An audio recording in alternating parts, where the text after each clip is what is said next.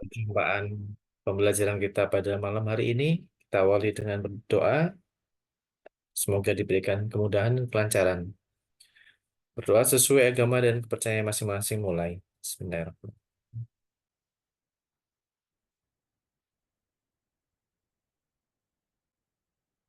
Doa selesai.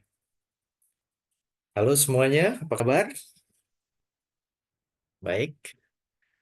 Mudah-mudahan dalam keadaan sehat walafiat. Baik semuanya. Kita akan melanjutkan materi kita tentang ketentuan umum dan tata cara perpajakan. Bagaimana hak dan kewajiban perpajakan itu dijalankan dengan ketentuan formal ya. Eh, kita review dari pertemuan sebelumnya. Saya izin share screen terlebih dahulu. Baik. Nah, ini dia Bapak Ibu Saudara, kita sudah hampir semuanya materi tentang ketentuan umum dan tata cara perpajakan sudah sama-sama kita bahas ya secara komplit, hampir secara komplit, hampir semuanya ini hampir selesai gitu. Eh, jadi kita tinggal menyisakan 2 kali pertemuan ya malam ini dan insya Allah eh, besok malam gitu ya. Kita sudah mengupas semua ketentuan formal ya. Kita masih menyisakan 2 bagian yaitu tentang penagihan pajak dan juga nanti ada eh, tindak pidana bidang perpajakan dan penyidikannya. Ya, malam hari ini kita akan mencoba menghabiskan materi kita tentang penagihan pajak. Bagaimana proses penagihan pajaknya, eh, terus kemudian syarat-syaratnya, eh, termasuk juga dasar-dasar hukumnya juga kita nanti akan kita bahas bersama. Baik, kita ulas sedikit apa yang sudah Pak Muhsin sampaikan di pertemuan sebelumnya. Jadi, eh, penagihan ini adalah satu rangkaian dari seluruh proses ya, seluruh proses ketentuan umum dan tata cara perpajakan, seluruh proses pemenuhan hak dan kewajiban perpajakan. Nah, ini kalau digambarkan ya seperti saya gambarkan mulai dari awal ya, mulai dari hak dan kewajiban, timbulnya hak dan kewajiban perpajakan seperti ini, kemudian self assessment, pengawasan sengketa sampai penyelesaian sengketa. Nah, nah di dalam fase-fase ini eh, kita lengkapi dengan fase penagihan pajak. Kenapa? Ya, karena eh, di fase pengawasan, fase sengketa dan fase penyelesaian sengketa, di sini akan terbit yang namanya eh, timbulnya hutang pajak, Bapak Ibu Saudara. Ya, akan timbul hutang pajak bagi pihaknya wajib pajak atau bagi negara menjadi piutang namanya kan. Ya, satu pihak dengan pihak lain kalau ada hutang dan piutang kan gitu loh. Kewajiban wajib pajak kan membayar pajak. Ya, sudah dilakukan pada saat self assessment. Kemudian self assessment itu dilakukan pengawasan berupa pemeriksaan. Begitu diperiksa, terbitlah SKP yang ini nih, ya kan? Nah, SKP inilah yang kemungkinan nanti bisa menjadi timbul hutang pajak kalau SKP ini tidak dilakukan pembayaran oleh wajib pajak. Dan sebaliknya, bagi negara berarti timbul namanya piutang ya. Piutang berarti hak untuk mengambil. Kalau hutang ya berarti kewajiban untuk membayar kan gitu kan. Secara mudahnya seperti itu. Nah, saudara-saudara, di pertemuan sebelumnya sempat saya ulas mengenai eh, timbulnya hutang pajak. Ya, di modul mungkin nggak ada, tapi ini sebagai tambahan dari saya aja. Timbulnya hutang pajak itu sebenarnya terbagi menjadi 2. Ya, baik, saya buka, eh, oke, saya buka lembaran baru ya. Saya buka whiteboard baru gitu. Nah, hutang pajak. Ya. Hutang pajak ini akan terbagi menjadi 2, teman-teman. Karena formal dan karena material. Secara hukum ada dua timbulnya hutang pajak, ya. Timbulnya hutang pajak ini ada dua sebab. Karena formal itu secara formal berarti ada form, ya, ada suatu ketetapan pajak. Ya contohnya kalau di dalam modul apa di whiteboard sebelumnya ada SKP tadi yang saya sebutkan. Ada surat ketetapan pajak. Kemudian begitu ketetapan pajak itu kemudian saudara keberatan, akan timbul SK keberatan kan? Gitu. Ini juga timbul utang pajak kalau ternyata SK keberatan seperti yang kita contohkan kemarin itu masih ada pajak yang masih harus dibayar kembali berdasarkan SK keberatan ini, ya. Sesuai fase-fasenya. Ini fase pengawasan, ini fase sengketa SK keberatan. Ini bersengketa saudara dengan selaku wajib pajak dengan negara. Kemudian setelah sengketa ada penyelesaian sengketa. Kita kenal SK, kok SK? Putusan banding kan ya. Ini yang kemarin kita ceritakan ya, fase apa sengketa dan penyelesaian sengketa. Putusan banding, kalau nggak ada lagi maka putusan PK, putusan peninjauan kembali. Yang menyebabkan putusan-putusan ini misalnya wajib pajaknya kalah, ya kan? Dan harus ada pajak yang mesti harus dibayar lagi. Inilah yang disebut timbulnya hutang pajak karena formal. Jadi adanya surat keputusan, contohnya di sini SKP atau SK keberatan, atau putusan banding kalau saudara mengajukan banding di pengadilan pajak, atau putusan PK kalau saudara mengajukan peninjauan kembali ke Mahkamah Agung, yang mengakibatkan adanya pajak yang masih ada harus dibayar oleh wajib pajak, maka inilah timbul namanya hutang pajak. Ya, itu pertama karena ketentuan formal. Yang berikutnya adalah hutang pajak yang timbul karena material atau material. Balik lagi kalau material atau itu eh, sebab maaf kita dengarkan ikomah dulu ya.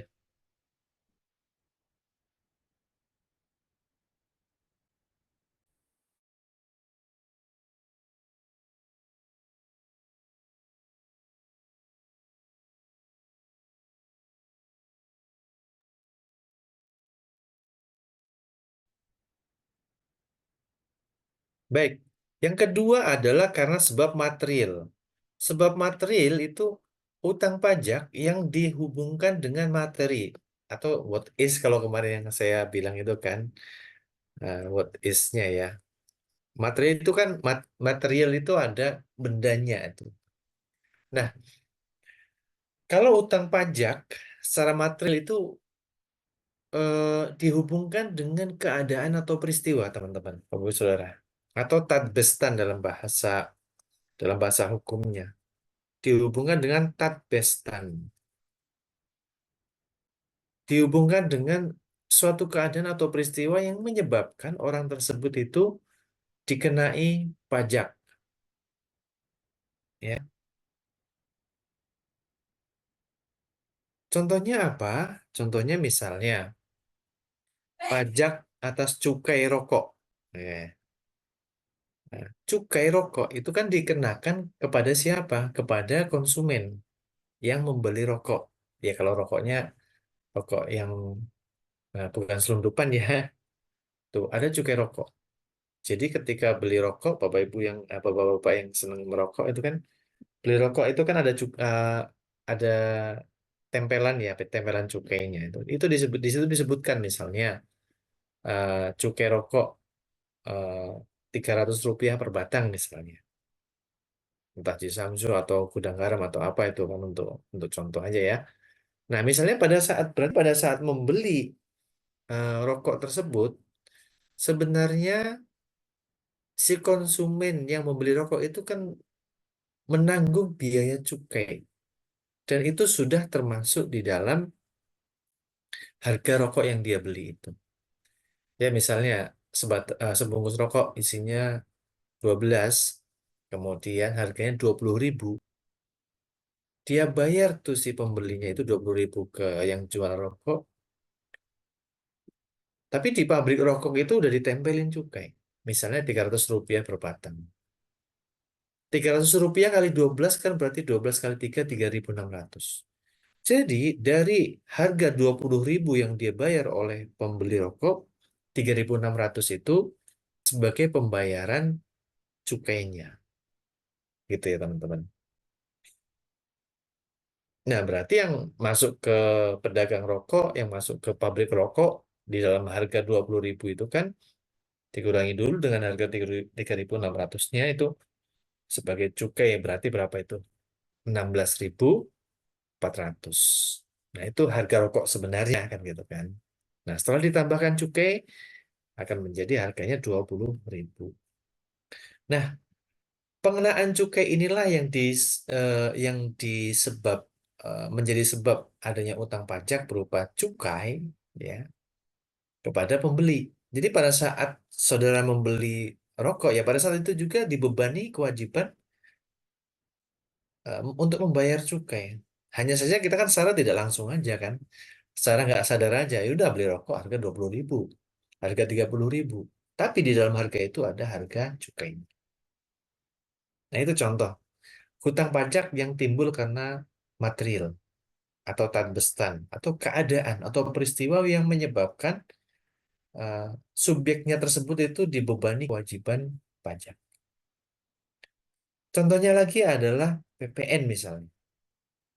Pada saat Bapak Ibu Saudara membayar barang, membeli barang, entah online, entah eh, secara langsung ke toko misalnya, dan toko itu sebagai pengusaha kena pajak, misalnya beli sepatu nih, harga 1.100.000, 1.110.000 sekian harganya misalnya. Itu sudah include PPN. Jadi pada saat membeli sepatu dengan harga 1.111, sebenarnya yang di jurnal oleh pedagang sepatu tadi kan salesnya hanya 1 juta kan gitu kan.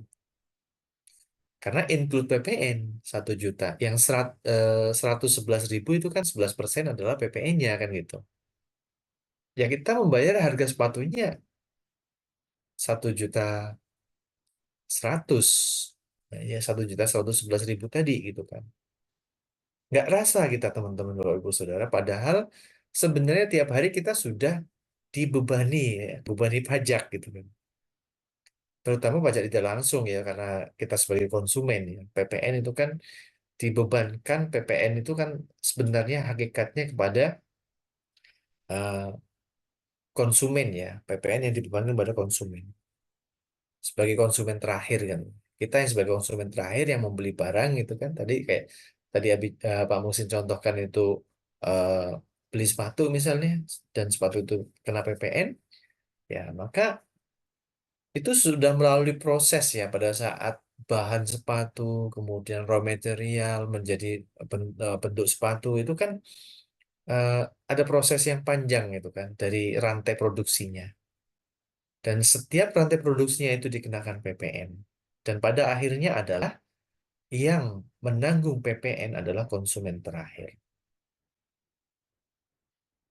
Nah, jadi PPN itu juga eh,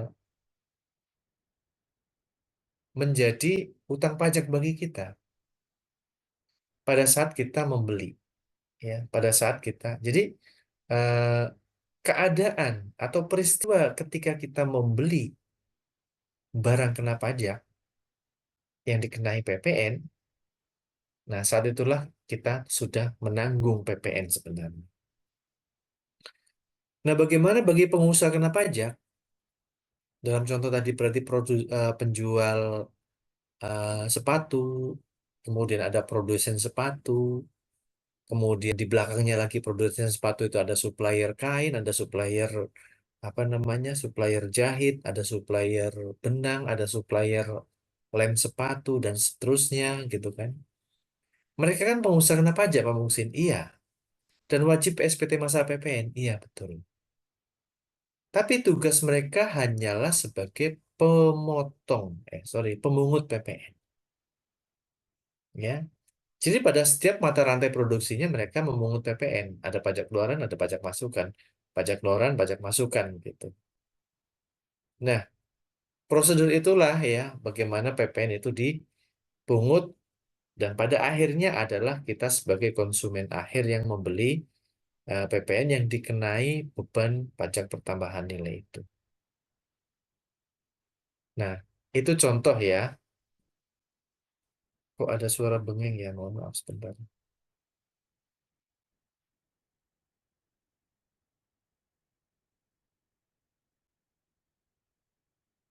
Oke, ini material hutang pajak karena material ada dua sebab ya, karena material dan ajaran formal. Selanjutnya, Bapak Ibu Saudara, yuk kita lihat Undang-Undang KUP-nya. Untuk itu, Pak Musin sampaikan sekarang share dulu. Saya stop share, kemudian saya share tentang chatnya. Undang-Undang KUP yang berkaitan dengan penagihan pajak.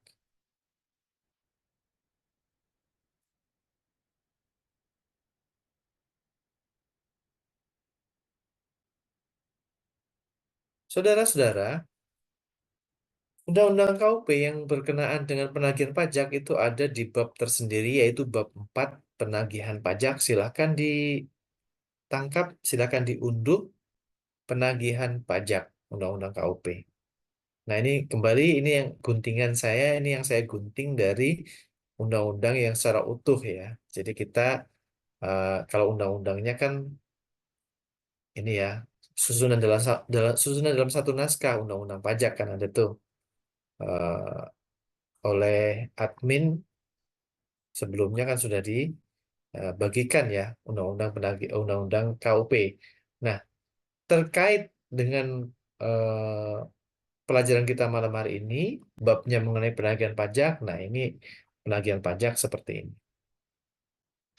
Kemudian, silakan saudara baca juga, buka juga mengenai bab mengenai penagihan pajak dengan surat paksa di modul KUP yang juga sudah telah dibagikan di awal pertemuan, di awal eh, apa namanya, di awal kursus. Ada di bab 10 penagihan pajak dengan surat paksa. Ya. Nah, kita berangkat dari definisi terlebih dahulu. Apa yang disebut sebagai penagihan pajak? Penagihan pajak adalah serangkaian tindakan agar penanggung pajak melunasi utang pajak dan biaya penagihan pajak. Dengan cara apa? Dengan cara menegur atau memperingatkan. Melaksanakan penagihan seketika dan sekaligus, kemudian memberitahukan surat paksa, mengusulkan pencegahan, melaksanakan penyitaan, melaksanakan penyanderaan, menjual barang yang telah disita. Nah, nanti ada beberapa prosedur atau tahapan-tahapan dalam penagihan pajak ini gitu ya. Selanjutnya, utang pajak itu apa? Utang pajak adalah pajak yang masih harus dibayar. Jelas ya. Pajak yang masuk termasuk sanksi administrasinya berupa bunga, denda, kenaikan, yang tercantum dalam surat ketetapan pajak atau surat sejenisnya berdasarkan ketentuan peraturan perundang-undangan perpajakan. Nah, ini dalam penjelasannya di bab paragraf berikutnya, saudara-saudara, berbeda dengan tahap pembunuhan sukarela, ya, tadi pada saat self-assessment itu kan lebih ke perannya wajib pajak ya. Ini pernah saya sampaikan di beberapa pertemuan sebelumnya ya. Fase self-assessment yang lebih berperan ya memang wajib pajak. Jadi sebelum terbitnya surat ketetapan pajak, sebelum terbitnya STP, surat tagihan pajak, yang lebih berperan wajib pajak itu sendiri. Karena wajib pajak menghitung, memperhitungkan, melapor, membayar serta melapor sendiri kewajiban pajaknya kan gitu kan. Dan ini adalah eh, pemenuhan kewajiban perpajakan secara sukarela ya, compliance. To comply itu kan ya mematuhi ya. Jadi wajib pajak pada saat self assessment itu ya dia sebenarnya diminta untuk mematuhi ketentuan undang-undang pajak dengan dia menghitung sendiri kan gitu. Nah, dalam hal ini subjek yang dituju adalah wajib pajak. Nah, kemudian ketika memasuki tahap penagihan pajak, nah subjek yang dituju itu sekarang meluas. Jadi pada saat self assessment itu wajib pajaknya ya orang pribadi atau badan. Kalau badan siapa? Direksi diwakili oleh wakilnya. Kalau PT direksi, kalau koperasi ketuanya. Nah, tapi ketika sudah masuk ke penagihan pajak, subjeknya itu luas menjadi penanggung pajak, Mama. Jadi teman-teman kita mengenali satu lagi penanggung pajak setelah kita mengenal eh, wajib pajak. Oke ya. Nah, siapa penanggung pajak? Ini dia. Penanggung pajak adalah orang pribadi atau badan yang bertanggung jawab atas pembayaran pajak. Jadi tidak semata-mata direksi saja ya untuk penanggung pajak ini. Bahkan bisa naik sampai ke komisaris, bahkan bisa naik sampai ke pemegang sahamnya juga. Ya. Kemudian pengertian penanggung jawab itu juga termasuk wakil yang menjalankan hak dan memenuhi kewajiban pajak menurut peraturan perundang-undangan perpajakan. Jadi dengan kata lain, penanggung pajak meliputi wajib pajak itu sendiri, ditambah dengan orang atau pihak yang menurut ketentuan harus ikut menanggung kewajiban utang pajak dari wajib pajaknya. Ya, nah bagian alurnya seperti apa? Nah ini seperti ini. Secara garis besar digambarkan seperti ini. Oke, yang ini nanti saya pindahkan ke whiteboard supaya saya bisa. Sorry, sudah terlihat belum ininya, Andre? Share screen-nya. Jangan-jangan belum tadi saya ngomong. Nah, ini dia. Nah, ini dia tadi ya, teman-teman. Share screen. Kalau belum terlihat share screen-nya, tolong diingatkan ya. Nah, ini utang pajak. Silakan kita buka sama-sama bab 10 di modul yang di Words ya. Modul KUP. Penagihan pajak dengan surat paksa ini dia. Definisi penagihan tadi sudah, utang pajaknya udah. Kemudian siapa penanggung pajaknya? Ini. Nah, sekarang kita akan menjelaskan alur penagihannya. Kita kopikan ke whiteboard. Oke, bagaimana penagihan pajak itu dilaksanakan? Format backgroundnya saya. Oke,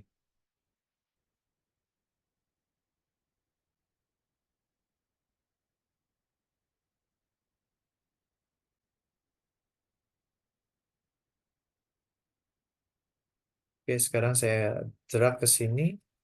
Mudah-mudahan bisa dipakai. Dasar penagihan pajak.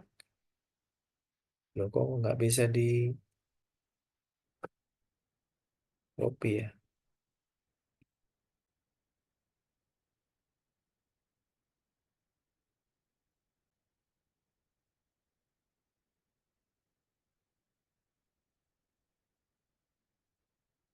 Nah, ini dasar penagihan pajak, teman-teman, Bapak-Ibu Saudara.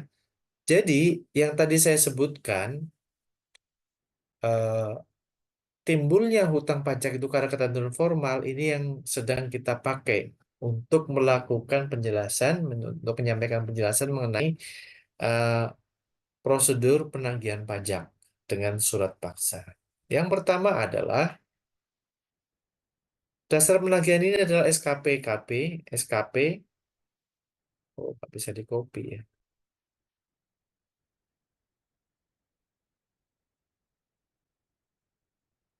SKPKB, SKPKBT, surat keterangan pajak kurang bayar tambahan, ya, surat keputusan pembetulan, keberatan dan putusan banding.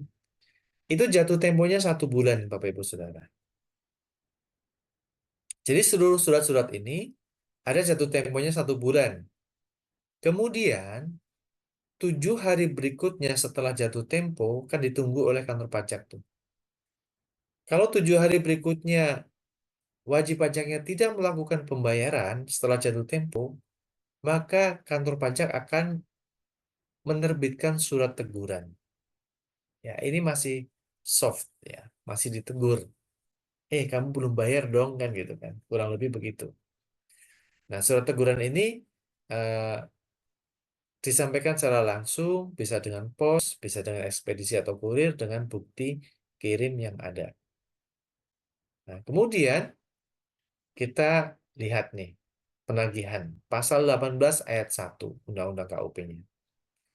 Ini tadi yang bagian paling kiri, yang gambar yang di Words itu seperti ini.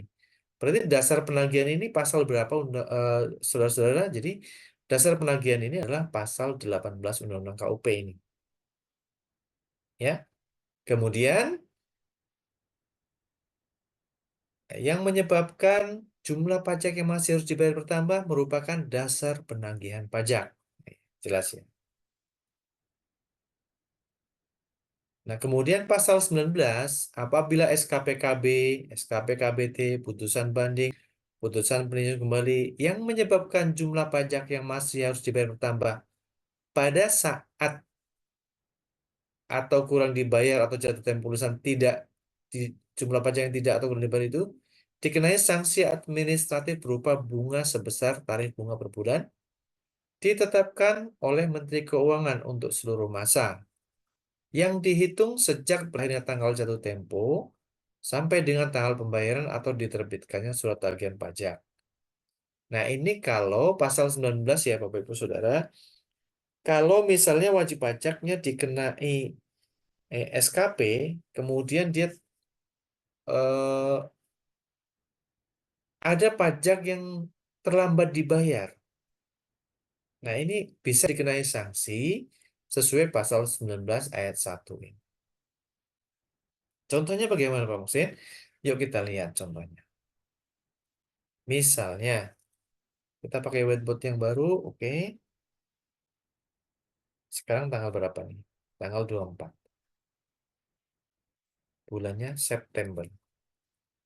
Tanggal 24 September terbit SKP, kurang bayar SKPKB 10 miliar. Ya, seperti contoh yang sebelum-sebelumnya ya. Ini bulan Oktober. Berarti tanggal 23 Oktober ini jatuh temponya. Harus bayar 10 miliar. Gitu ya, saudara-saudara. Tapi wajib pajaknya kemudian ternyata dia terlambat melakukan pembayaran. Misalnya, tanggal 10 November. Baru wajib pajaknya melakukan pembayaran. Nah, ini akan terdapat sanksi. Dari mana? Dari semenjak jatuh tempo sampai dengan tanggal pembayaran.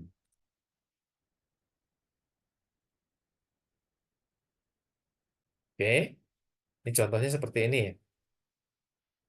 Jadi, sebenarnya wajib pajak kan diberikan eh, kelonggaran. SKP yang terbit tanggal 24 September diberi kesempatan 1 bulan untuk melakukan pembayaran. Ini yang stabilo hijau ini, pembayaran.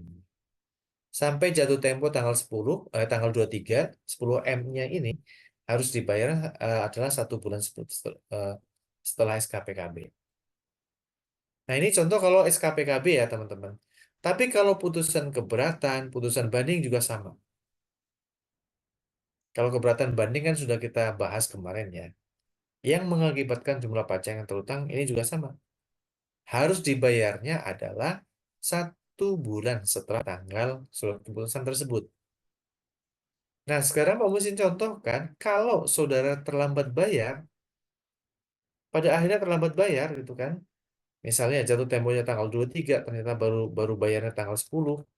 Berarti kan ini terlambat berapa hari ini? 10 tambah 7, 17 hari. Bagian dari bulan dihitung penuh 1 bulan, ya. Nah, ini disebutkan dikenakan paling lama 24 bulan serta bagian dari bulan dihitung penuh 1 bulan. Saudara-saudara, dalam hal ini wajib pajaknya saya contohkan bagian dari bulan karena dia hanya 17 hari saja kan. Ini bagian dari bulan namanya. Hanya 17 hari kan, bagian dari bulan. Ini dihitung penuh 1 bulan. Jadi, wajib pajaknya yang terlambat melakukan pembayaran setelah melewati jatuh tempo ini, tinggal dihitung saja berapa lama dia keterlambatan. Contoh ini baru bulan berikutnya dia terlambat. Bagaimana kalau bulan-bulan berikutnya, Desember atau Januari dia baru melakukan pembayaran, atau Februari dia baru melakukan pembayaran, ini juga nanti akan kena sanksi. Sejauh mana dia terlambat ya sejauh itu dia, sebanyak itu dia nanti akan kena sanksi per bulan. Jadi ingat, kalau saudara menerima SKP atau menerima SK keberatan, menerima SK banding, putusan banding, perhatikan jatuh temponya jangan sampai melewati, karena kalau lewat nanti saudara akan kena sanksi seperti contoh di sini. Nah, berarti kalau dalam contoh ini berapa sanksinya? 10 miliar kali. Ini kan 1 bulan ya, bagian dari bulan ya. Kali 1 bulan, kali berapa bunga per bulan yang dikenakan oleh kantor pajak, gitu kan? Nah, kita lihat bunganya misalnya, kita cari sanksi bunganya ya, sebentar.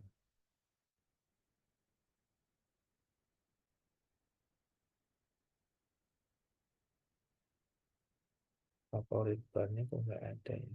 Kok hilang semuanya jadinya? Kita lihat pajak.go.id aja ya.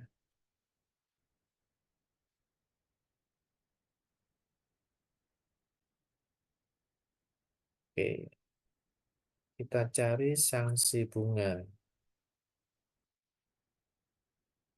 Nah, tarif bunga putusan Menteri Keuangan.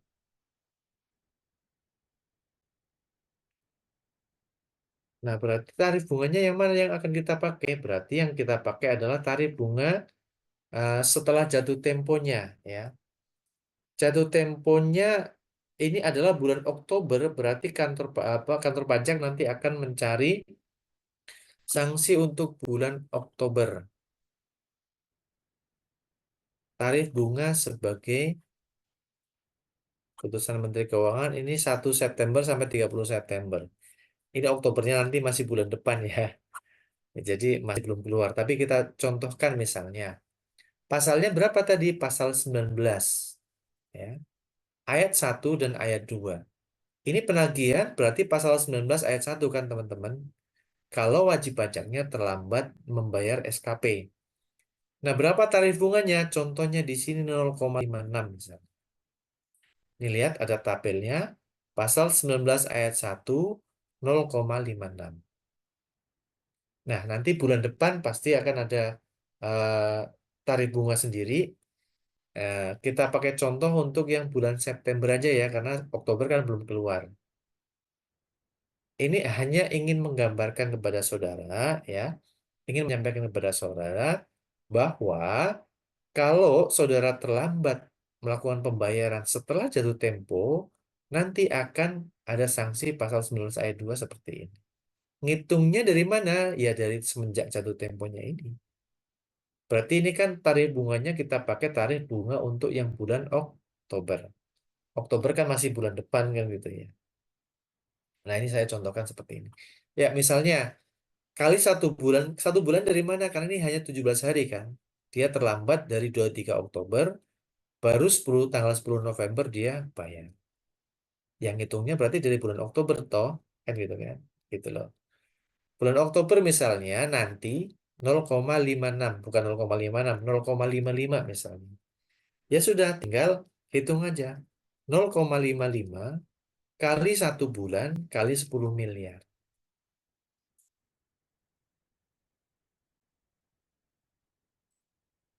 Berarti eh, 0,55 kali 10 miliarnya berapa? 55 juta ya? Nah, inilah sanksi yang nanti akan dikenakan ketika ini contohnya ketika saudara terlambat bayar SKP. Dapat diikuti sampai sini? Apakah ada pertanyaan? Nggak ada ya. Nah, ini ingin mengembalikan gambaran kepada saudara. Jangan sampai saudara terlambat, yang penting ya, melakukan pembayaran. Tuh.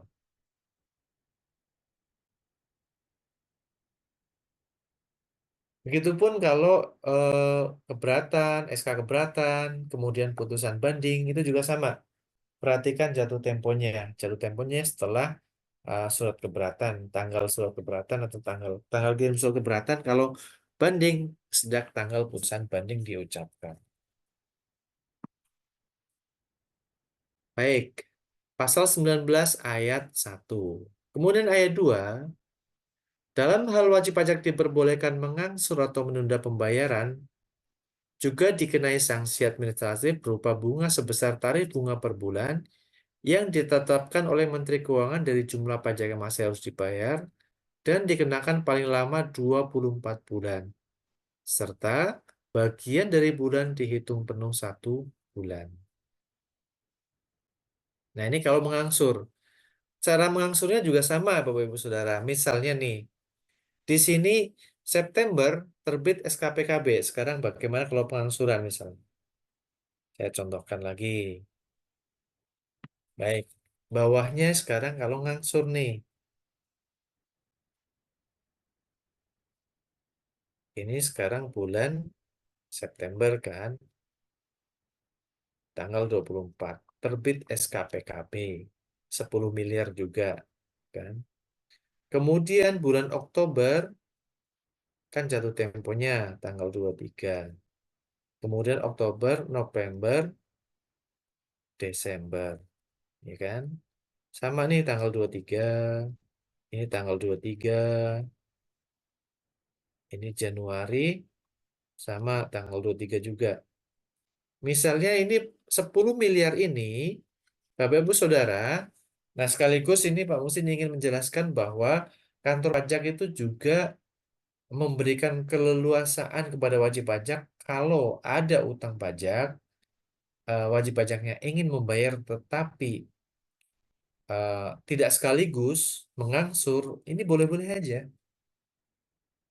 ya, boleh-boleh aja.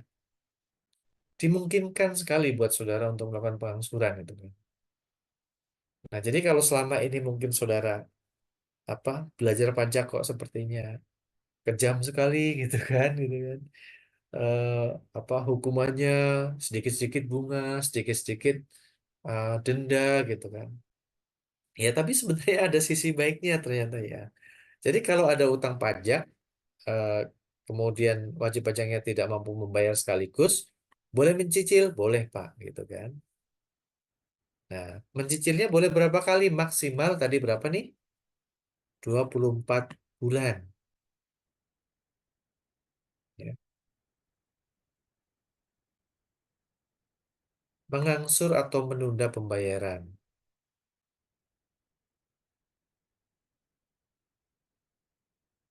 Ya. Coba lihat ke bawah.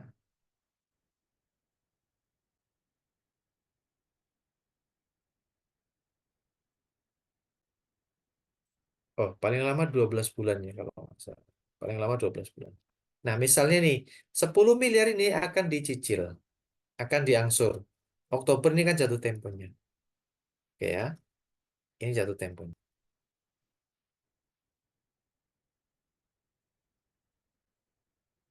Kemudian 10 miliar itu akan diangsur dengan angsuran 10 kali.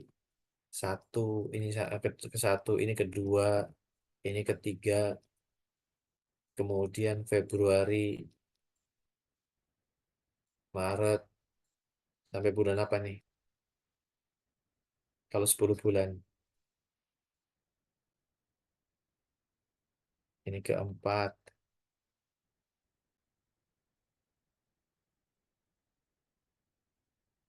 ya kan? Keempat, kelima, keenam, tujuh, 8, 9, 10. Berapa bulan nih? Ya, contoh aja ya.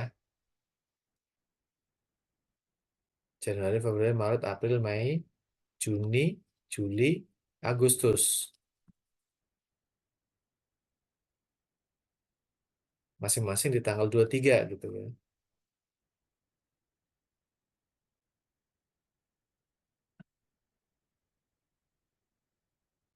Nah, cara menghitungnya bagaimana Pak Mungsin gitu? Yuk kita ikuti simulasinya teman-teman Bapak Ibu Saudara.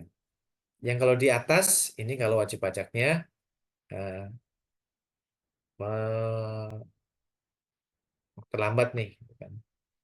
Nah, bagaimana kalau mengajukan angsuran nih? Mengajukan angsuran berarti pasal 19 ayat 2. Pasal 19 ayat 2. Nah, tarif bunganya kita lihat pasal 19 ayat 2 ya. Pasal 19 ayat 1, pasal 19 ayat 2, pasal 19 ayat 3 ini tarifnya sama nih ya. Dalam satu pasal, dalam satu tabel 0,56. Baiklah, kalau untuk contohnya Pak Musin tadi pakai 0,55 ya.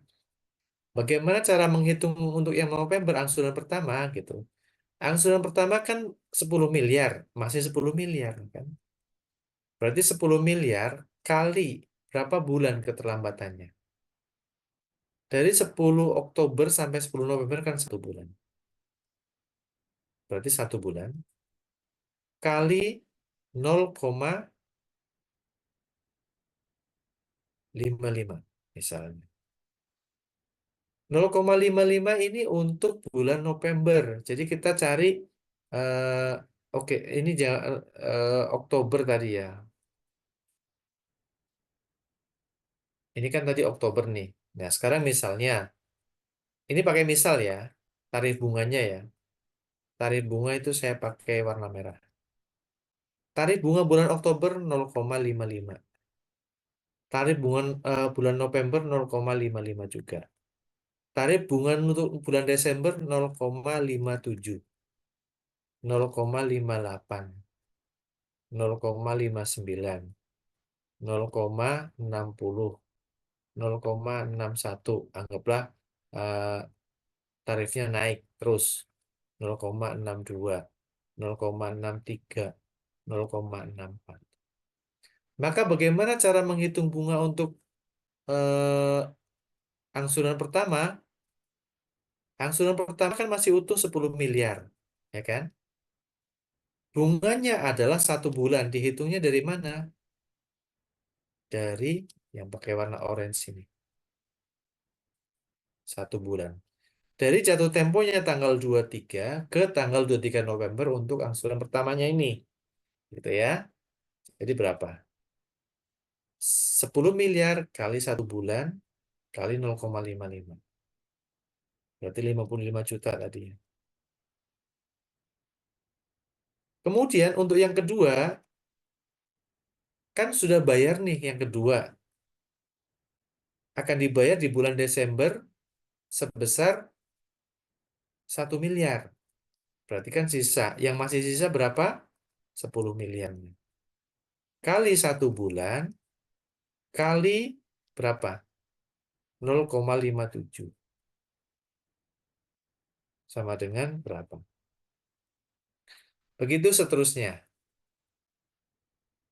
Nah, ini ilustrasi buat saudara ya. Kalau saudara ingin mengajukan mengangsur pembayaran pajak seperti ini.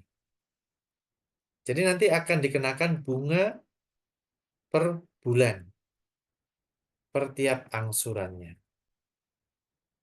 Nah, contoh angsurannya adalah seperti ini.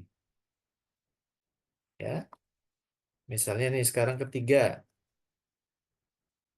Berarti yang ketiga berapa? Yang ketiga berarti kan dulu sudah bayar 2. Sekarang tinggal bayar berapa? 8M. Jadi dihitungnya dari sisanya. Nah, 1 bulan ini juga karena bulan-bulan itu bukan berarti kita harus ngitung dari awal jatuh tempo, tidak. Ya. Dihitungnya 1 per bulan. 0,58 kali sekian. Nah, silakan hitung aja berapa ininya. Keempat, berarti sisanya kan 7 miliar yang belum dibayar kali 1 bulan, kali 0,59.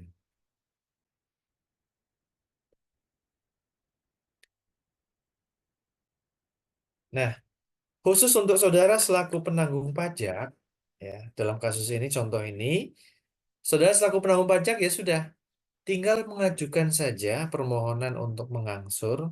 Nanti yang hitung adalah kantor pajak ininya, tarif bunganya ini. Yang merah ini ya, 0,55, 0,56, karena sesuai dengan eh, tarif bunga ini kan, yang ditetapkan setiap bulan oleh Menteri Keuangan. Ya, ini 0,98, 0,56 itu. Nanti kita tinggal cari referensinya. Jadi bunga tarif sanksi administrasi berupa bunga menurut undang-undang baru, kalau yang lama itu kita menggunakan tarif yang flat 2%. Nah, sekarang sesuai undang-undang yang baru pakai tarif yang eh, fluktuatif. Nah, ini mungkin dari pihak Kementerian Keuangan lah yang punya dasar basis penilaiannya. Dari mana itu kan? Ya mungkin dari tarif suku bunga bank, kemudian dikalikan dengan apa namanya pertumbuhan ekonomi dan seterusnya. Ya hitung-hitungannya yang tahu adalah Kementerian Keuangan. Tapi kisarannya adalah tidak jauh-jauh dari angka ini. Ya. Jadi untuk pasal 19 ayat 1, kalau terlambat setor atau kemudian saudara mengajukan permohonan angsuran, ya sekitar 0,56, 0,57 ini. Kemudian pasal 8 ayat 2, pasal 8 ayat 2A ini 0,98. Di antaranya itulah atau sekitar kisaran 1%. Nah, yang di kisaran 2% ada di sini nih, pasal 13 SKP KB ya, 1,8 atau di atas 2 ya, 2, sekian. Imbalan bunga juga sama. Imbalan bunga sebaliknya kalau kantor pajak terlambat menerbitkan surat perintah membayar gitu kan, maka akan wajib pajak yang menerimanya itu bisa mendapatkan imbalan bunga sebesar 0,56. Ini contoh untuk kalau imbalan bunga terlambat mulai masa September. Ya tinggal hitung saja berapa masa atau berapa bulan keterlambatannya, nanti akan dikenakan eh, dapat memperoleh imbalan bunga sebesar sesuai tarif bunga ini.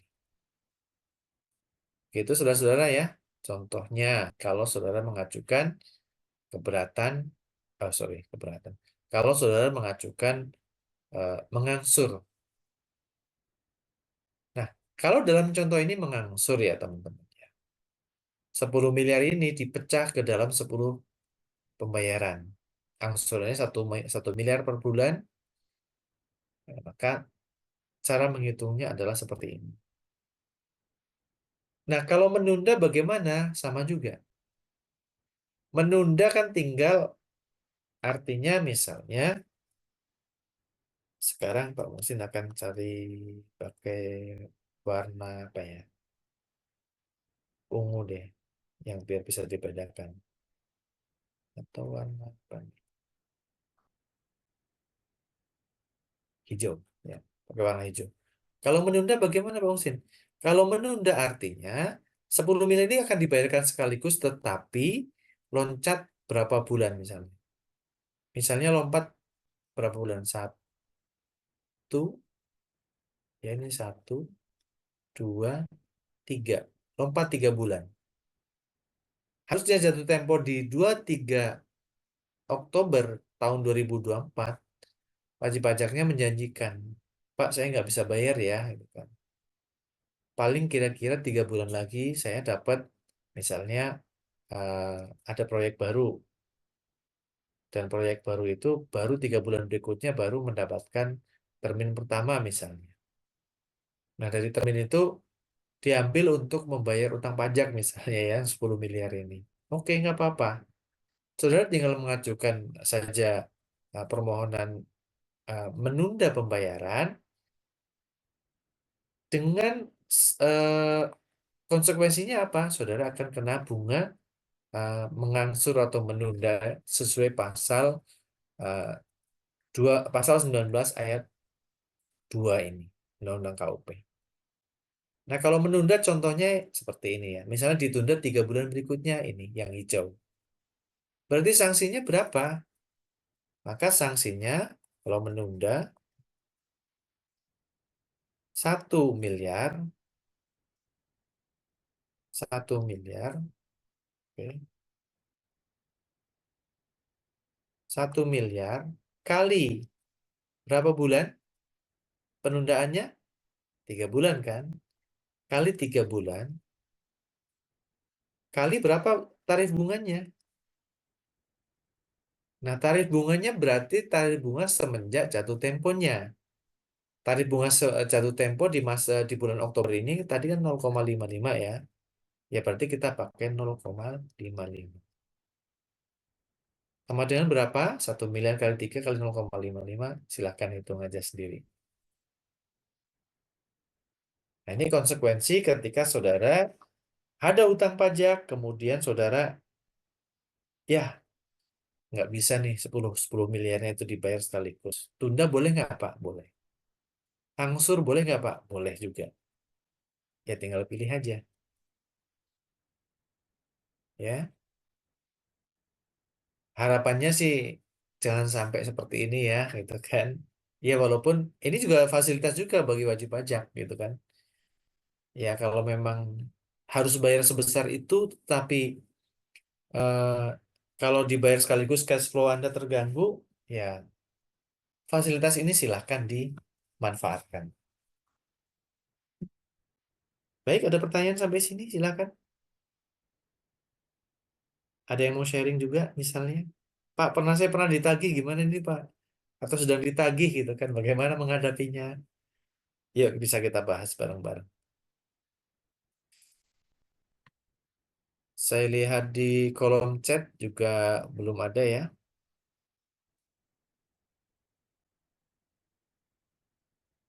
Jelas saya kira ya. Baik, kalau jelas saya share eh,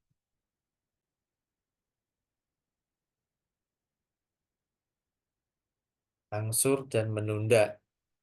Silakan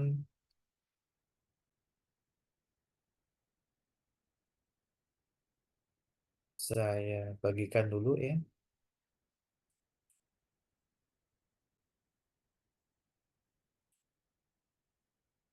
angsur dan menunda.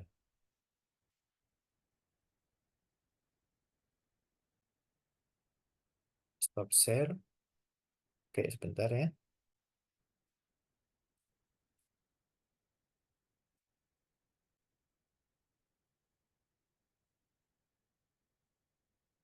To everyone in meeting.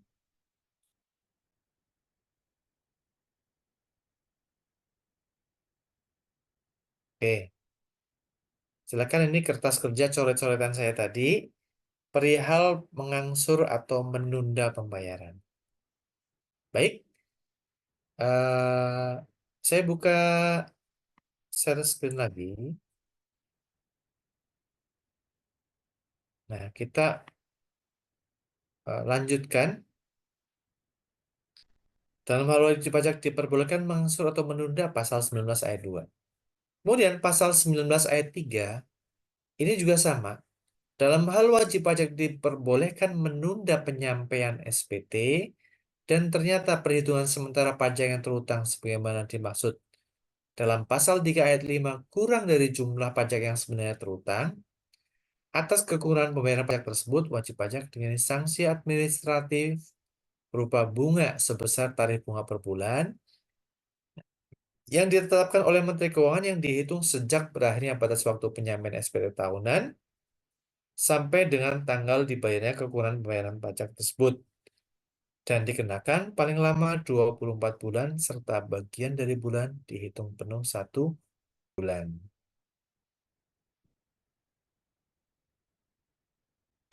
Nah, gambarannya seperti apa?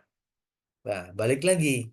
Untuk menjelaskan pasal 19 ayat 3 ini, akan Pak Musin pakai coret-coretan lagi. Bagaimana kalau wajib pajaknya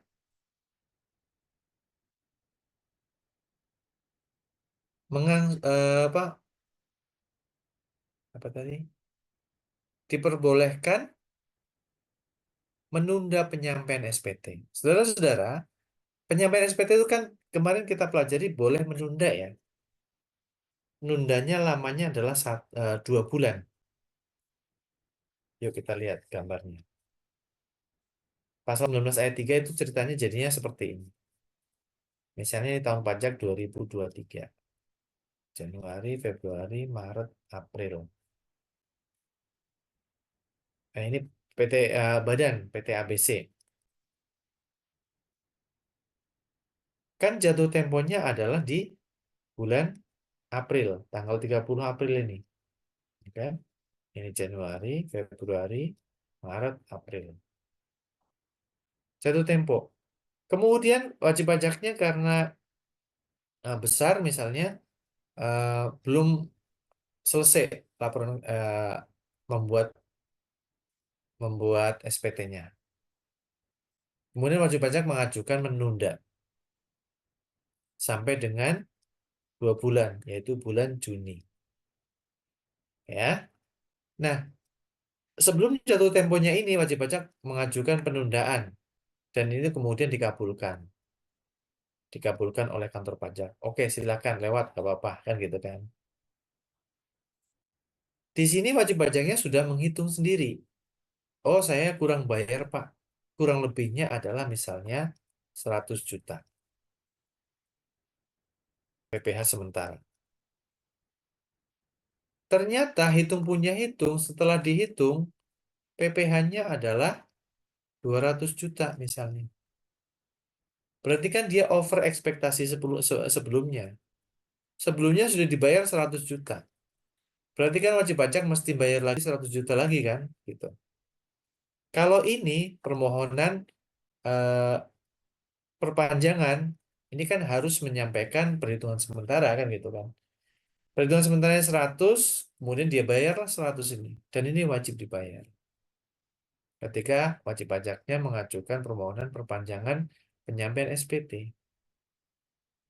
Dan kalau ternyata eh, pada saat menyampaikan SPT sebenarnya itu wajib pajaknya PPh-nya adalah 200 juta, maka dia kan mesti harus bayar 100 juta. Nah, 200 juta ini, 100 juta ini sebagai tambahan inilah yang nanti juga akan mendapatkan sanksi, Bapak Ibu Saudara.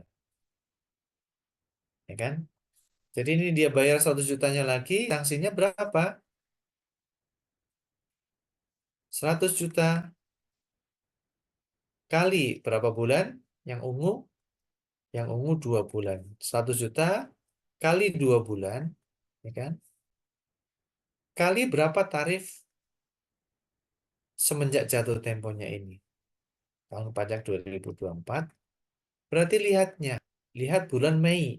Tarif bulan Mei ada nggak? Ada.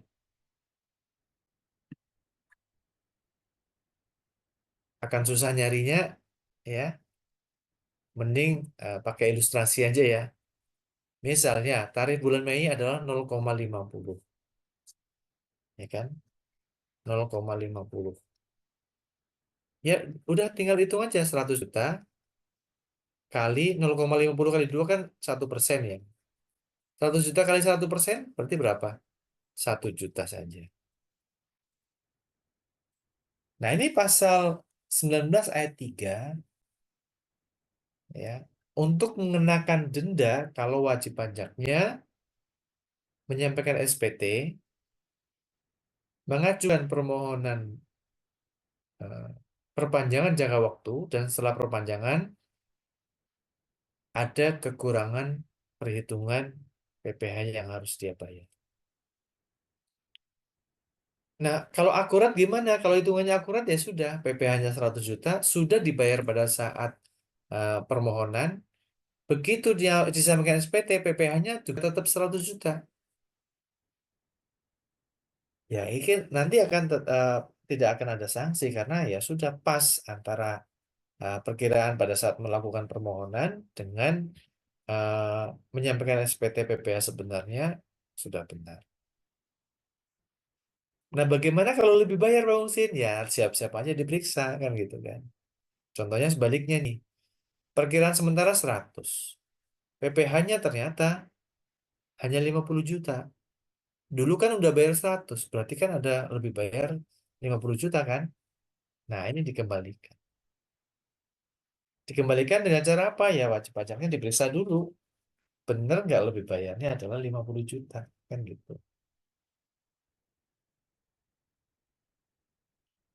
Sampai di sini, apakah ada pertanyaan? Pasal 19 ayat 3 berarti.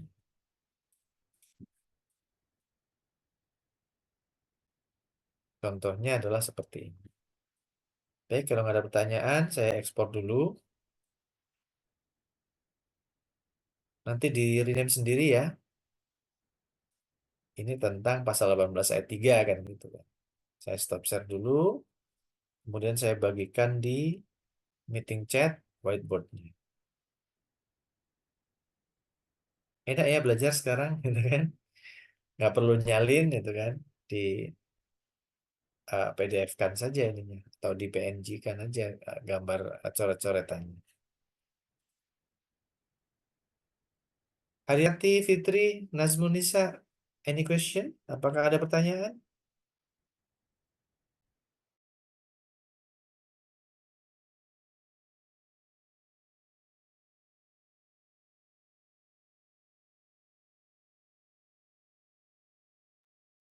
Oke, kalau nggak ada kita lanjutkan eh, penjelasan saya tentang Undang-Undang KUP-nya ini, tentang penagihan pajak. Baik, berikutnya. Tarif bunga per bulan itu berdasarkan yang ditetapkan Menteri Keuangan. Nah, kemudian sekarang nih, pasal 20. Saudara-saudara, pasal 20 inilah ya pasal, lagi-lagi Pak Musi menyebutkan connecting door. Pasal connecting door itu pasal yang menghubungkan satu undang-undang ke undang-undang yang lain. Sama halnya seperti kita membahas kemarin mengenai banding. Ya. Banding kan diajukan kepada siapa, saudara-saudara? Kepada pengadilan pajak. Kan. Pengajuan banding kan pasal 27, ya kan? Nah, di pasal 27 ini memberikan hak wajib pajak untuk mengajukan banding kalau wajib pajak tidak puas dengan uh, SK keberatan, kan gitu.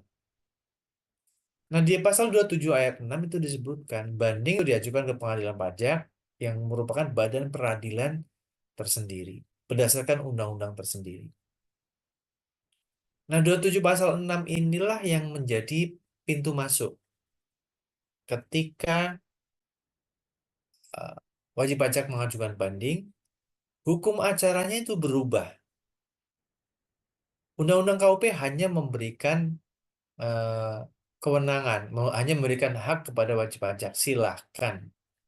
Kalau wajib pajak tidak setuju dengan SK keberatan yang telah diterbitkan oleh kantor pajak, silakan wajib pajak mengajukan banding ke pengadilan pajak.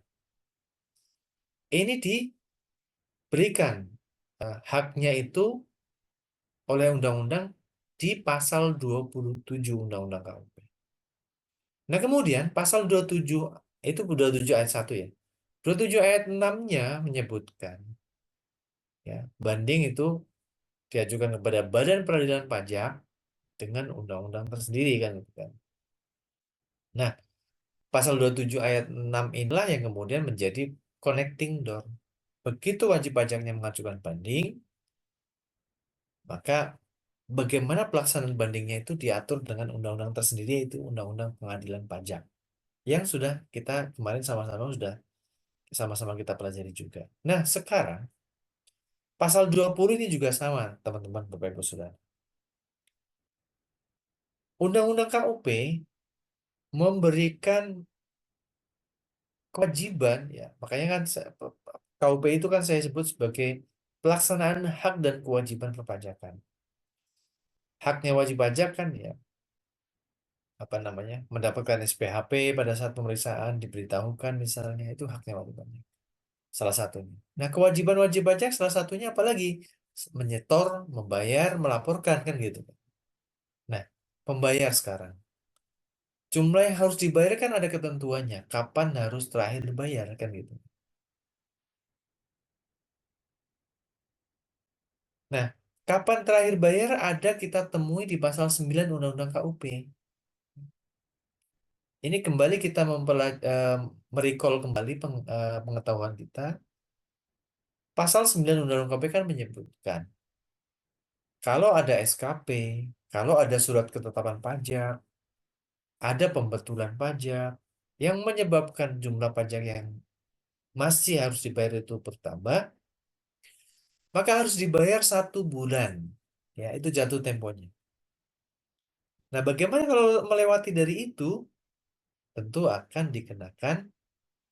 Kalau lewat dari situ ternyata tidak dilakukan pembayaran, maka pasal 20 inilah yang masuk. Pasal 20 ayat 1, mari kita baca bersama-sama.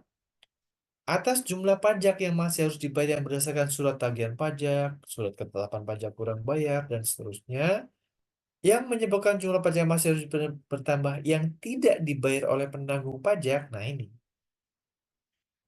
bagaimana kalau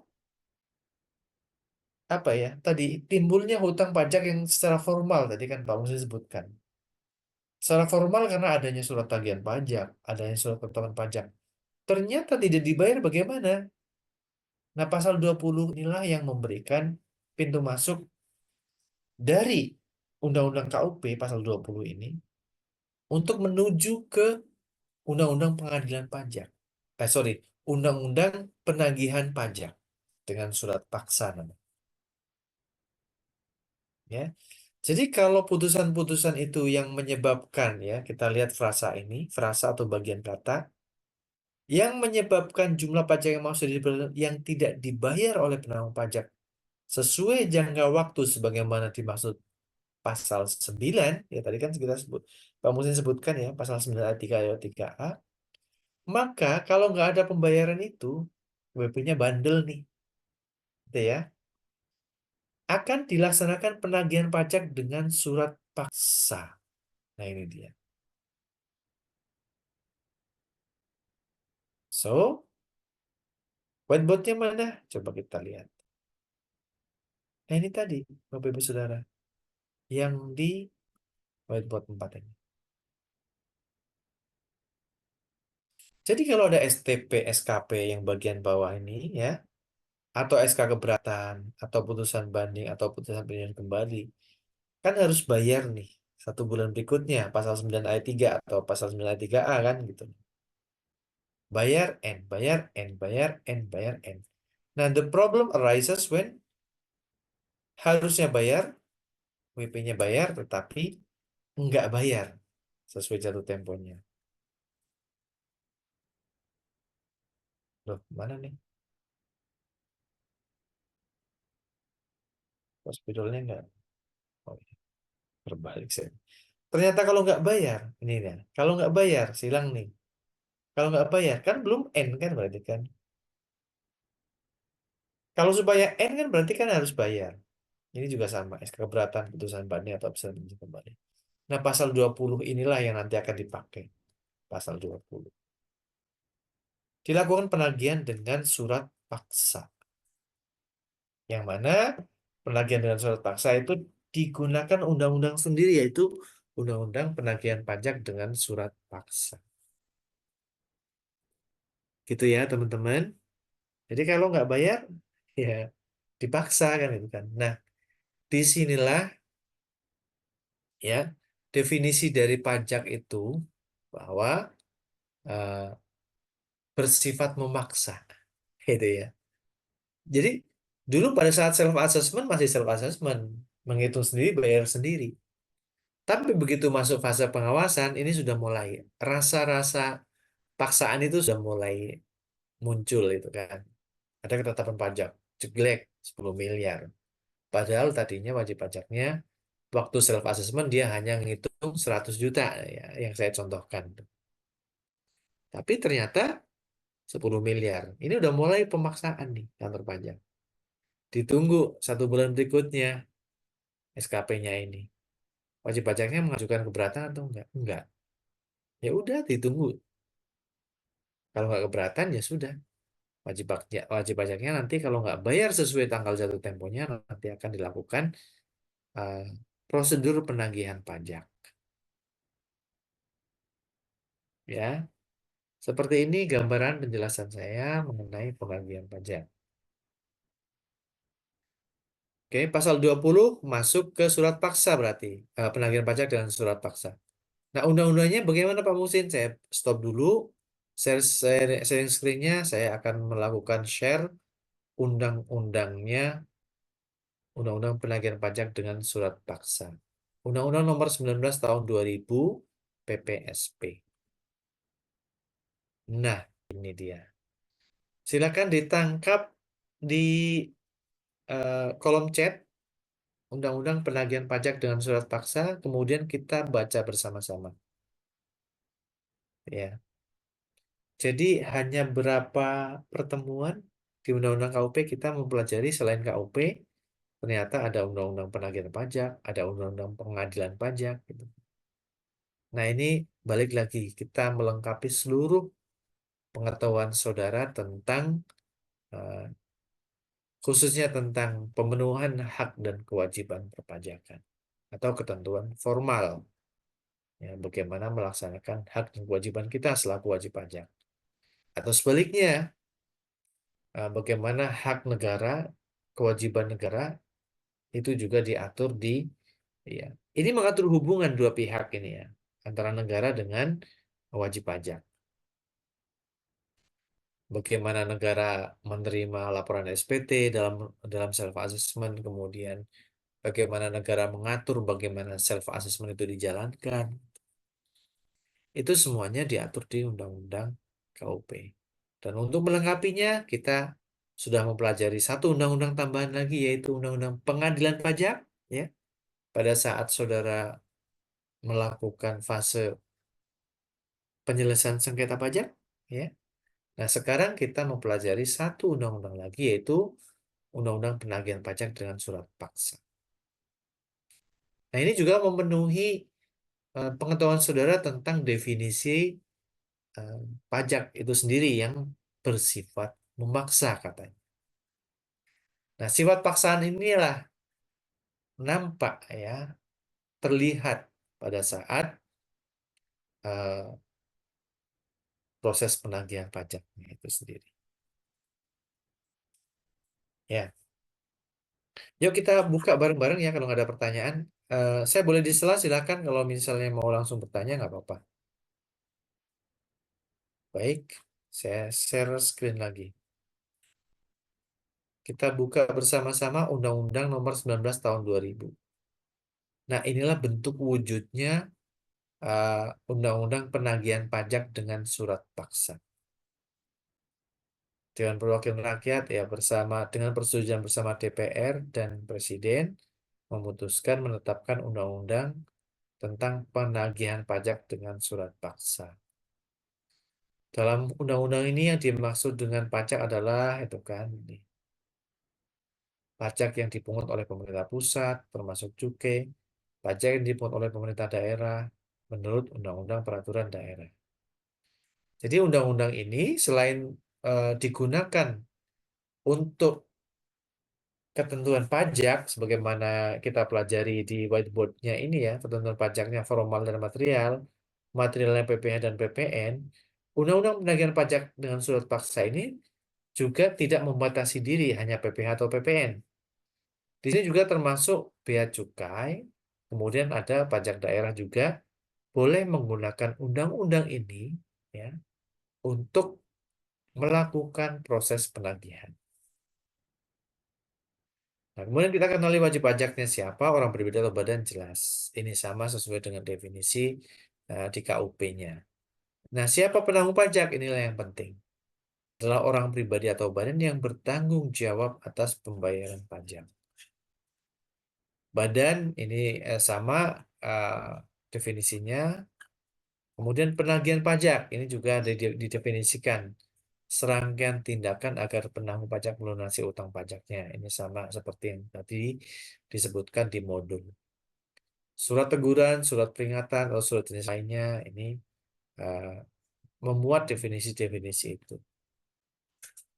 Kemudian ada jurusita pajak. Teman-teman, Bapak Ibu Saudara, di kantor pajak uh, ada beberapa ya pembagian-bagian ininya apa tugas-tugasnya. Uh, ada yang bagian pengawasan. Nah, pengawasan itu biasanya akun representatif ya, mengawasi membuat SP2DK sama seperti kemarin kasusnya Bu Sulfa ya. Ada SP2DK diawasi, kemudian kamu belum bener loh, tolong perbaiki kan gitu kan. Terus kemudian ada juga pemeriksa pajak yang dia wewenangnya lebih kuat lagi di pasal 29 ya. Berwenang untuk melakukan pemeriksaan, melakukan audit pajak sampai terbitnya surat keterangan pajak. Itu kan pada saat pengawasan juga ya, pengawasan berupa pemeriksaan pajak. Kemudian pada saat penagihan pajak itu juga ada namanya jurusita pajak ya, yang bertugasnya adalah melaksanakan surat perintah, memberitahukan surat paksa, kemudian melakukan sita dan menyandera. Jadi sangat mungkin ya Bapak Ibu Saudara, proses penagihan pajak itu dari yang paling soft sampai yang paling keras. Paling soft melakukan surat teguran kemudian surat paksa. Yang paling keras bisa sampai paksa badan. Paksa badan artinya ya orang ditangkap, ya badannya apa ditangkap kemudian dititipkan ke rumah tahanan negara. Sampai begitu Bang Swin, iya. Bahkan sampai pencegahan. Tidak boleh keluar negeri. Ya. Bahkan sampai lelang juga. Jadi barang-barang yang dimiliki oleh penanggung pajak itu diambil, dirampas oleh negara sebagai jaminan bahwa penanggung pajaknya itu akan melakukan pembayaran. Nah, pada saat sudah diberikan kelonggaran itu ternyata tidak dilakukan pembayaran juga, ya kantor pajak bisa melakukan penjualan atas barang yang disita tersebut. Nah inilah teman-teman, Bapak Ibu Saudara, sifat paksaan dari pajak itu nampak di fase ini. Ya. Jadi pada saat timbul ketetapan pajak, timbul piutang pajak, ya, sampai batas jatuh temponya tidak dilakukan pembayaran oleh kantor pajak, oleh wajib pajak, ya maka kantor pajak akan bertindak, melakukan tindakan penagihan seperti ini. Nah, ini ada namanya jurusita pajak di kantor pajak ya, saudara-saudara, teman-teman. Ya, jurusita pajak melaksanakan tugasnya harus dilengkapi kartu tanda pengenal dan harus diberikan kepada penanggung pajak. Nah, kemudian berikutnya apalagi dalam melaksanakan tugasnya, jurusita pajak dapat meminta bantuan kepolisian, kejaksaan, kejaksaan, departemen yang membidangi hukum dan perundang-undangan, pemerintah daerah setempat, Badan Pertanahan Nasional, Direktorat Jenderal Perhubungan Laut, Pengadilan Negeri, bank atau pihak lain. Nah, bank biasanya uh, berupa penagihannya dengan cara memblokir rekening. Ini bisa juga. Jadi kalau kantor pajak itu bisa memaksa uh, wajib pajak untuk membayar dengan cara memblokir rekening. Begitu rekening diblokir, saudara tidak bisa melakukan penarikan uang. Ternyata begitu konfirmasi ke bank, ternyata rekening saudara diblokir oleh negara, ya, oleh kantor pajak gitu kan. Nanti bank akan memberitahukan, oh ini ada surat dari kantor pajak untuk meminta blokir rekening. Begitu ya teman-teman, kita baca masing-masing. Kemudian pasal 6. Jurusita pajak melakukan penagihan seketika dan sekaligus tanpa menunggu tanggal jatuh tempo pembayaran. Nah, ada eh, satu prosedur yang disebut penagihan pajak seketika dan sekaligus. Secara normal sebenarnya seperti ini gambarannya. Ya. Dari dasar penagihan pajak (SKP), ya kan? Secara normal kalau di Undang-Undang KUP kita lihatnya seperti ini ya, saudara-saudara, seperti ini. 7 hari ditegur, 21 hari berikutnya SP atau surat paksa. Kemudian ini surat paksa itu parate eksekusi, artinya apa? Eh, Eksekusi yang bisa disamakan dengan eksekusi yang eh, dipersamakan dengan putusan pengadilan.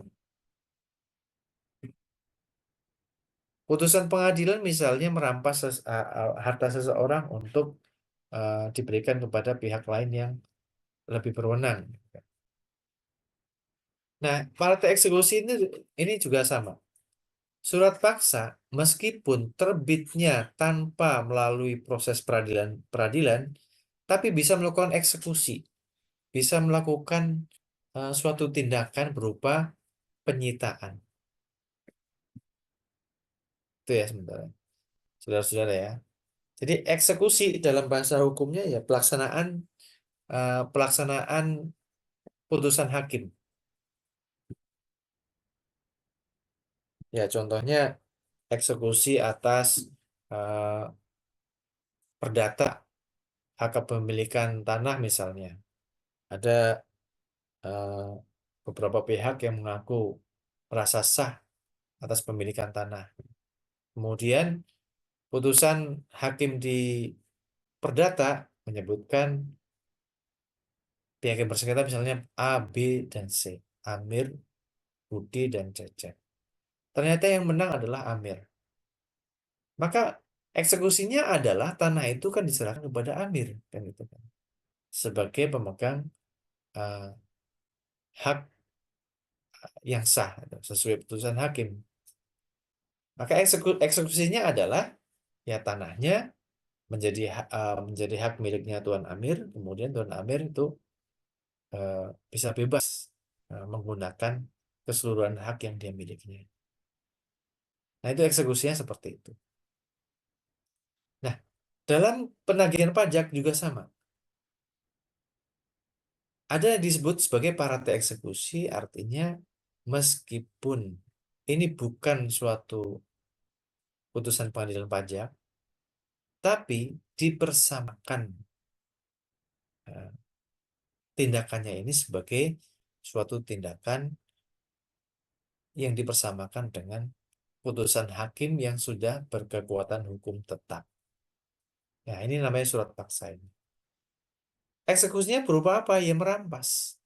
Misalnya contoh 10 miliar hutang pajaknya tidak dilakukan pembayaran. Terus kemudian setelah jatuh tempo sudah ditegur. Sudah ditegur 21 hari setelahnya tidak juga dilakukan pembayaran. Maka kantor pajak menggunakan kekuasaannya dengan undang-undang penagihan pajak ini, undang-undang penagihan pajak dengan surat paksa, di situ dipaksakan, disebutkan demi keadilan berdasarkan ketuhanan yang Maha Esa.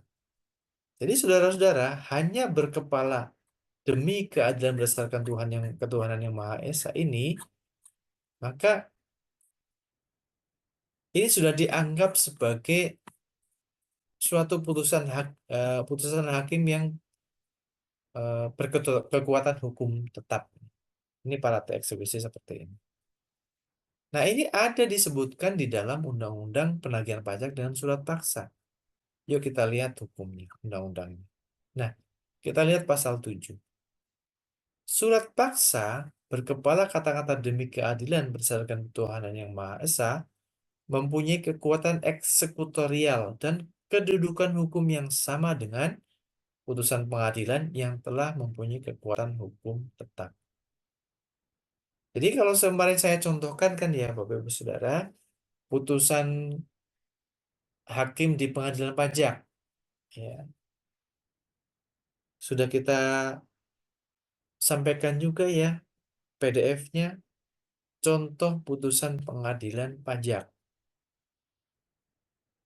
Di semua jenis jenjang peradilan, putusan pengadilan akan selalu berkepala kata-kata demi keadilan berdasarkan ketuhanan yang Maha Esa. Ya, semua coba saudara-saudara buka eh, Mahkamah Konstitusi misalnya. Di sana kan ada putusan MK atau Mahkamah Agung ya, putusan Mahkamah Agung gitu kan. Direktori putusan pasti mereka punya ya. Kalau saudara buka satu persatu putusan-putusan hakim tadi, mereka akan selalu berkata, demi keadilan berdasarkan ketuhanan yang Maha Esa. Nah, saudara-saudara, ada suatu dokumen hukum yang terbit tanpa putusan hakim, tetapi kekuatan hukumnya sama dengan uh, putusan hakim. Nah, ini yang disebut sebagai parate eksekusi ini adalah di Undang-Undang Penagihan Pajak ini. Ya. Hanya dengan berkepala kata demi keadilan berdasarkan ketuhanan yang Maha Esa ini, maka ini bisa mengeksekusi, menjalankan penagihan pajak pada proses berikutnya. Ya. Nah ini, jadi disamakan seperti putusan hakim. Jadi nanti bagaimana? Ya nanti ada pemaksaannya ini. Ya, ada enforcement-nya di sini. Nah, kemudian kita lanjutkan ya, teman-teman. Pasal 8. Penanggung pajak. Surat paksa diterbitkan apabila apa? Penanggung pajak tidak melunasi utang pajaknya. Dan kepadanya telah diterbitkan surat teguran atau surat peringatan atau surat lain yang sejenis. Atau terhadap penanggung pajak telah dilaksanakan penagihan seketika sekaligus atau penanggung pajak tidak memenuhi ketentuan sebagaimana tercantum dalam keputusan persetujuan angsuran atau penundaan pembayaran. Kemudian pasal 10, surat paksa diberitahukan oleh jurusita pajak dengan pernyataan dan penyerahan salinan surat paksa kepada penanggung pajak. Kemudian ayat 2-nya, pemberitaan surat paksa sebenarnya pasal 1 dituangkan dalam berita acara. Jadi pemberitahuannya itu sendiri juga ada berita acaranya juga ya. Jadi ada prosedur hukum yang memang harus dijalani. Kemudian ayat 3, surat paksa terhadap orang pribadi diberitahukan kepada jurusita pajak kepada siapa? Orang penanggung pajak di tempat tinggal, tempat usaha, pada orang dewasa yang bertempat tinggal. Jadi misalnya Tuan Amir tadi ada utang pajak 10 miliar. Kemudian kantor pajak menerbitkan surat paksa. Datang ke rumahnya Tuan Amir. Nggak harus ketemu Tuan Amirnya sendiri. Tapi bisa kepada orang dewasa yang berada eh, tinggal bersama Tuan Amir. Entah istrinya atau entah anaknya.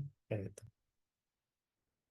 Yang tinggal bersama atau bekerja di tempat usaha penanggung pajak. Ya. Atau salah seorang ahli warisnya atau pelaksana wasiatnya. Jadi ternyata saudara-saudara, kalau ada wajib pajaknya meninggal kemudian masih ada utang pajaknya, sama juga seperti utang piutang yang lain. Maka utang pajak pun itu bisa ditagih. Ditagihnya kepada siapa? Kepada ahli warisnya, ya, kepada ahli warisnya. Berarti NPWP, misalnya tadi ya contoh, Tuan Amir, punya utang pajak 10 miliar. Hari ini mau ditagih, kemarin udah meninggal ya. Kantor pajak apakah masih tetap bisa melakukan penagihan? Masih. Untuk mengejar 10 miliar ini. Ke siapa 10 miliar ini? Ya berarti kan Tuan Amir kan harusnya ada ahli warisnya. Nah, makanya kalau biasanya kalau di penguburan atau pemakaman kan selalu disebutkan. Barang siapa yang mempunyai hutang piutang terhadap si mayit, silakan untuk menghubungi anggota keluarganya untuk diselesaikan. Ya, karena kalau ada mayit masih punya hutang piutang kan katanya itu apa terhalang itu kan untuk masuk surganya kan gitu kan. Ya karena itu, karena dia masih hutang piutang di dunia. Ya termasuk di dalamnya adalah hutang piutang pajak ini kan gitu. Jadi kalau hutang pajak bisa salah seorang ahli warisnya atau pelaksana wasiat. Berikutnya ya, surat paksa badan diberitahukan oleh jurusita pajak kepada pengurus, perwakilan, pegawai gitu kan. Nah, bagaimana? Kemarin ada yang bertanya, kalau pilot gimana Pak? Nah, dalam hal wajib pajak dinyatakan pilot, Surat paksa diberitahukan kepada kurator, hakim pengawas, atau balai harta peninggalan. Dulu pernah ya, ya contoh-contoh Failismen, ada maskapai dulu ada namanya Adam Air atau Sriwijaya Air. Itu kan ada penutupan ya, penutupan perusahaan pilot itu kan dinyatakan bubar gitu kan. Nah, pada saat dinyatakan bubar, ternyata masih ada utang pajak, ia tetap juga dikejar dengan undang-undang ini, saudara ya. Maka surat paksa nanti akan diberitahukan kepada siapa? Kepada hakim pengawasnya atau kuratornya atau balai harta peninggalannya. Jadi misalnya kayak maskapai Sriwijaya Air misalnya, eh, dinyatakan pilot, dinyatakan bubar, kemudian masih menyisakan utang kepada vendor, masih menyisakan utang kepada pemerintah, masih menyisakan utang kepada bank, maka semua pihak-pihak yang merasa punya piutang kepada maskapai tersebut, mereka akan mendatangi kuratornya untuk melakukan penyelesaian, settlement atau penyelesaian, ya. Nanti dibagi tuh hasil penjualan apa eh, harta benda yang dimiliki oleh perusahaan digunakan untuk menutup seluruh utang-utang yang ada. Kan ada neraca ya, neraca Failismen kan ada itu kan dalam akuntansinya itu. Ya nanti akan dibagikan. Nah, negara dalam hal ini mempunyai hak mendahulu. Ya, hak mendahulu artinya dari hasil penjualan likuidasi itu sebelum diberikan kepada eh, kreditor-kreditor yang lain, maka terlebih dahulu adalah diberikan kepada negara dalam hal ini sebagai kreditor preference. Preference artinya preference, prefer itu kan yang didahulukan itu kan sebelum kepada yang lain. Saya nggak tahu apakah di bank itu juga mereka juga ada preferensi juga itu kan ada perjanjian juga sebelum dibagikan ke yang lain maka ke bank dulu karena ada utang-utang banknya itu ya nanti tinggal tabrakan aja antar undang-undang itu kan. Nah, keperdataan itu kan apa namanya? Bank merasa punya hak mendahulu, nanti kantor pajak juga merasa mempunyai hak mendahulu. Nanti silakan ya, siapa yang dulu-duluan gitu kan. Nah ini eh, dalam hal wajib pajaknya dinyatakan pilot seperti ini keadaannya.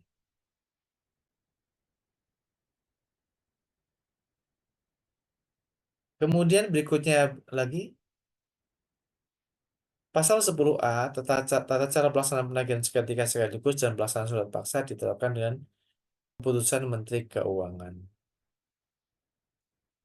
Nah, kemudian kalau sudah dipaksa ternyata wajib pajaknya juga tetap bandel, ini kita masuk ke pasal 12 Undang-Undang KUP, atau kalau kita lihat di sini, setelah SP 2 kali 24 jam itu tidak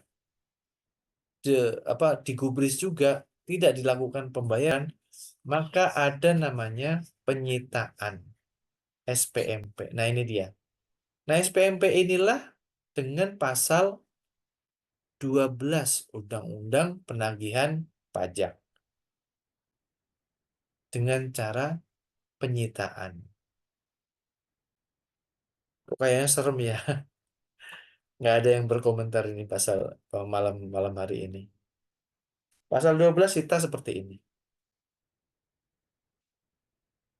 Apabila utang pajak tidak dilunasi penanggung pajak dalam jangka waktu sebagaimana dimaksud dalam pasal 11, pejabat menerbitkan surat perintah penyitaan. Kemudian ayat berikutnya silakan baca sendiri-sendiri nanti. Atas barang yang disita pasal 8 diberi segel sita. Biasanya ditulis disita kan itu kan.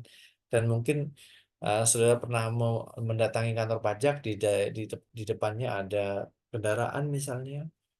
Kendaraan disita, di situ ada segel sitanya.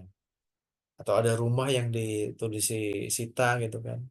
Disita oleh negara, oleh kantor pajak karena ada penanggung pajak. Ini bisa juga, ya. Nah, sita itu sesuai dengan undang-undang ini ya, bukan undang-undang KUP. Tapi proses penagihan pajak secara paksa dengan namanya undang-undang penagihan pajak dengan surat paksa. Nah, pemaksaannya adalah seperti ini. Salah satunya adalah dengan sita sesuai pasal 12. Selanjutnya pasal 14, penyitaan dilaksanakan terhadap barang milik penanggung pajak. Barang bergerak, A. Barang bergerak, B. Barang tidak bergerak. Penyitaan terhadap penanggung pajak badan dapat dilaksanakan terhadap barang milik perusahaan, pengurus, kepala perwakilan, kepala cabang, penanggung jawab, pemilik modal. Nah ini teman-teman kemarin yang menanyakan, Pak, kok bisa sampai ke pemilik modal? Iya, gitu kan. Karena pada akhirnya di ultimate-nya adalah ya, tanggung jawab terhadap eh, penagihan-penagihan, seluruh tagihan-tagihan kan pada akhirnya akan ke pemilik modal juga.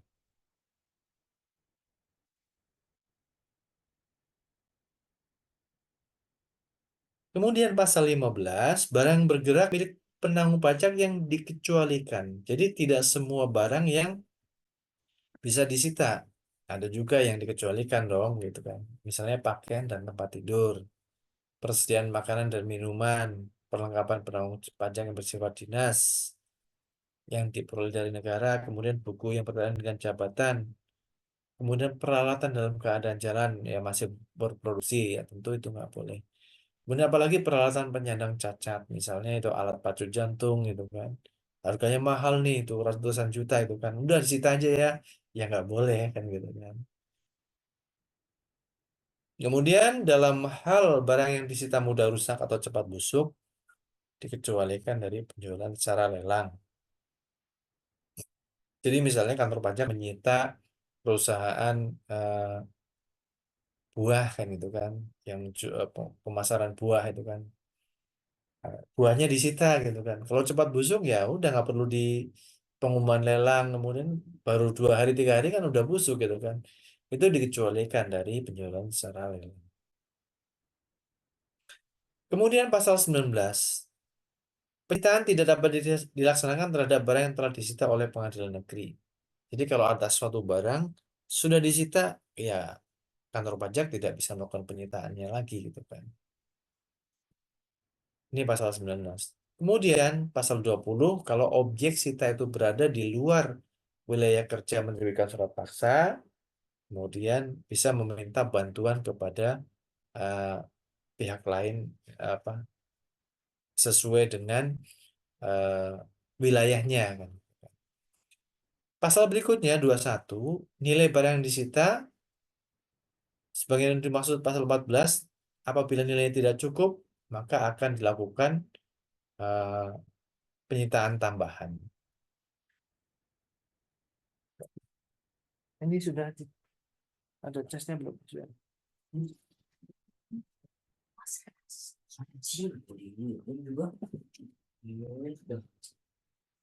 Sebentar itu baterainya sepertinya habis. Mohon maaf. Ya.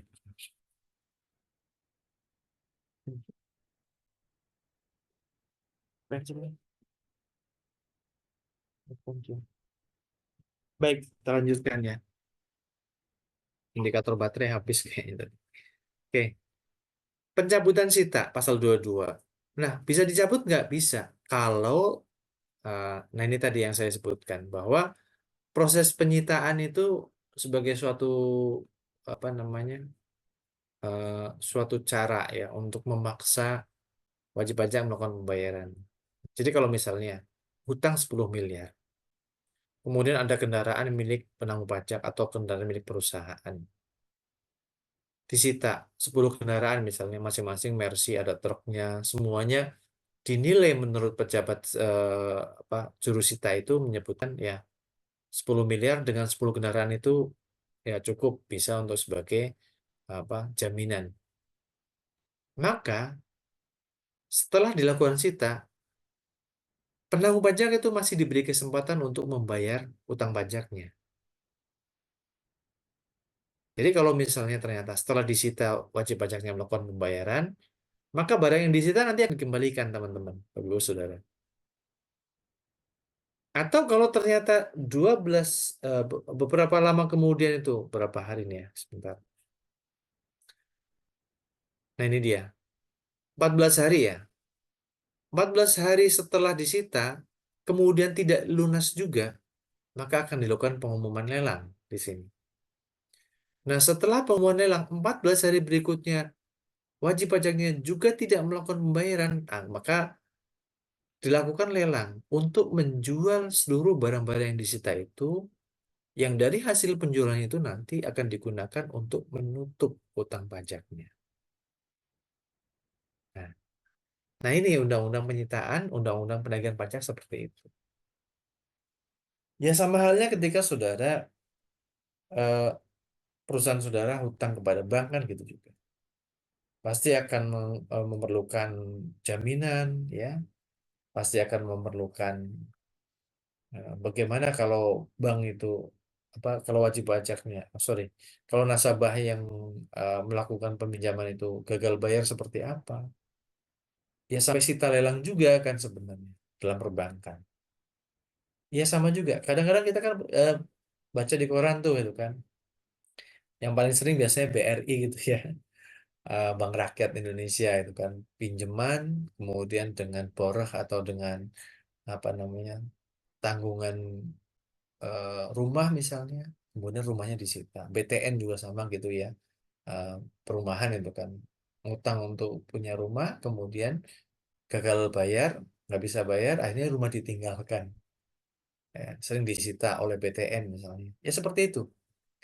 Salah satu prosedur mereka untuk melakukan apa recovery aset ya kan aset mereka itu kan recovery piutangnya itu kan dengan cara itu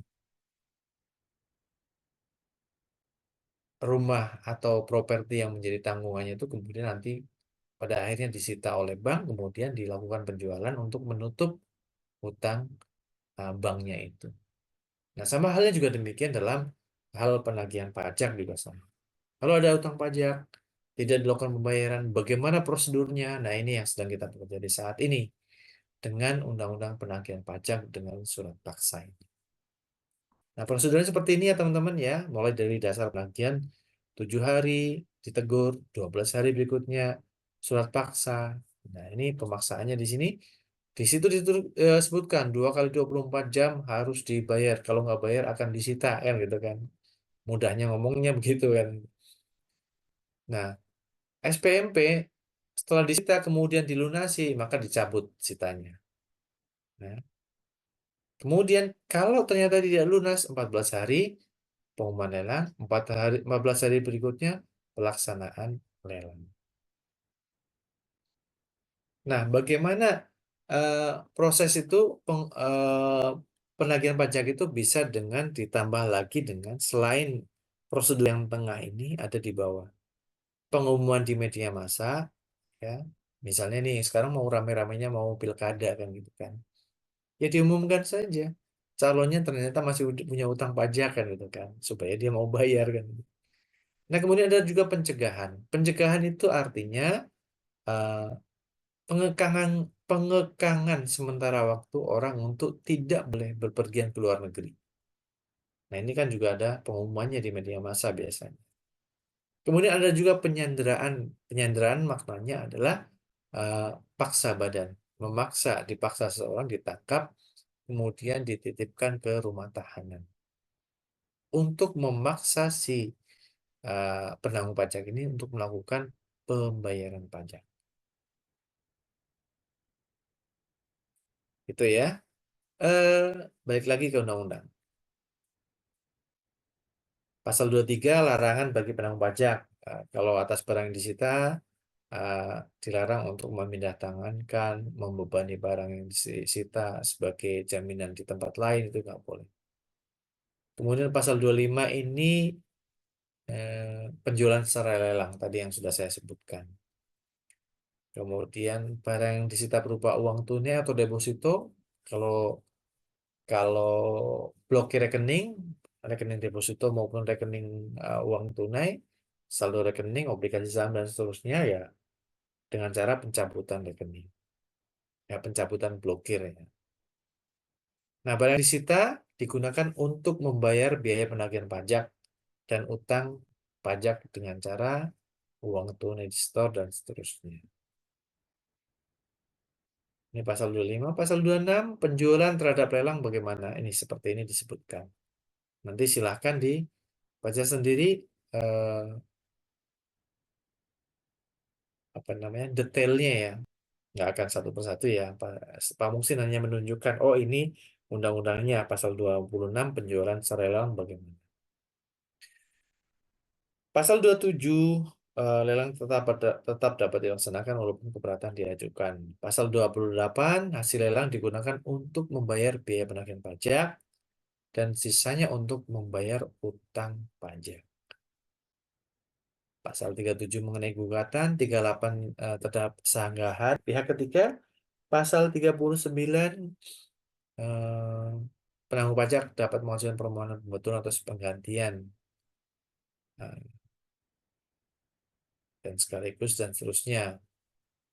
Pasal 40 apabila setelah pelaksanaan lelang wajib memperoleh keputusan keberatan, ini putusan keberatan. Kemudian ada pidana juga. Jadi hanya ada berapa pasal nih? 41 pasal mengenai penagihan pajak dengan surat paksa. Nah, gambarannya adalah sebagaimana sebenarnya di modul ini ya. Silakan ikuti saja modul. Nah, secara undang-undang sudah kita baca, sudah kita bahas secara tuntas. Saya kira masih ada beberapa menit ke depan. Silakan bagi yang ingin bertanya atau bagi yang ingin sharing, saya berikan kesempatan kepada saudara-saudara. Saya stop share. Baik, silakan. Bu Sulfa yang biasanya aktif di kelas. Bagaimana, Bu? Assalamualaikum Pak. Waalaikumsalam warahmatullahi. Bapak tadinya saya mau nanya, Ah, tapi ternyata Bapak udah nerangkan di yang pas pasal 14. mm-mm. Jadi tahun lalu tuh ada direksi baru, Iya, tiba-tiba masuk orang asing kebetulan ya. iya, Nah, kemudian akhir tahun itu kita dengar beliau rekeningnya diblokir. iya. Ternyata di PT sebelum bekerja di tempat kami itu PT-nya bangkrut ya Pak. Oh Jadi iya, ada kewajiban eh, PPN kurang bayar itu sekitar 500 juta.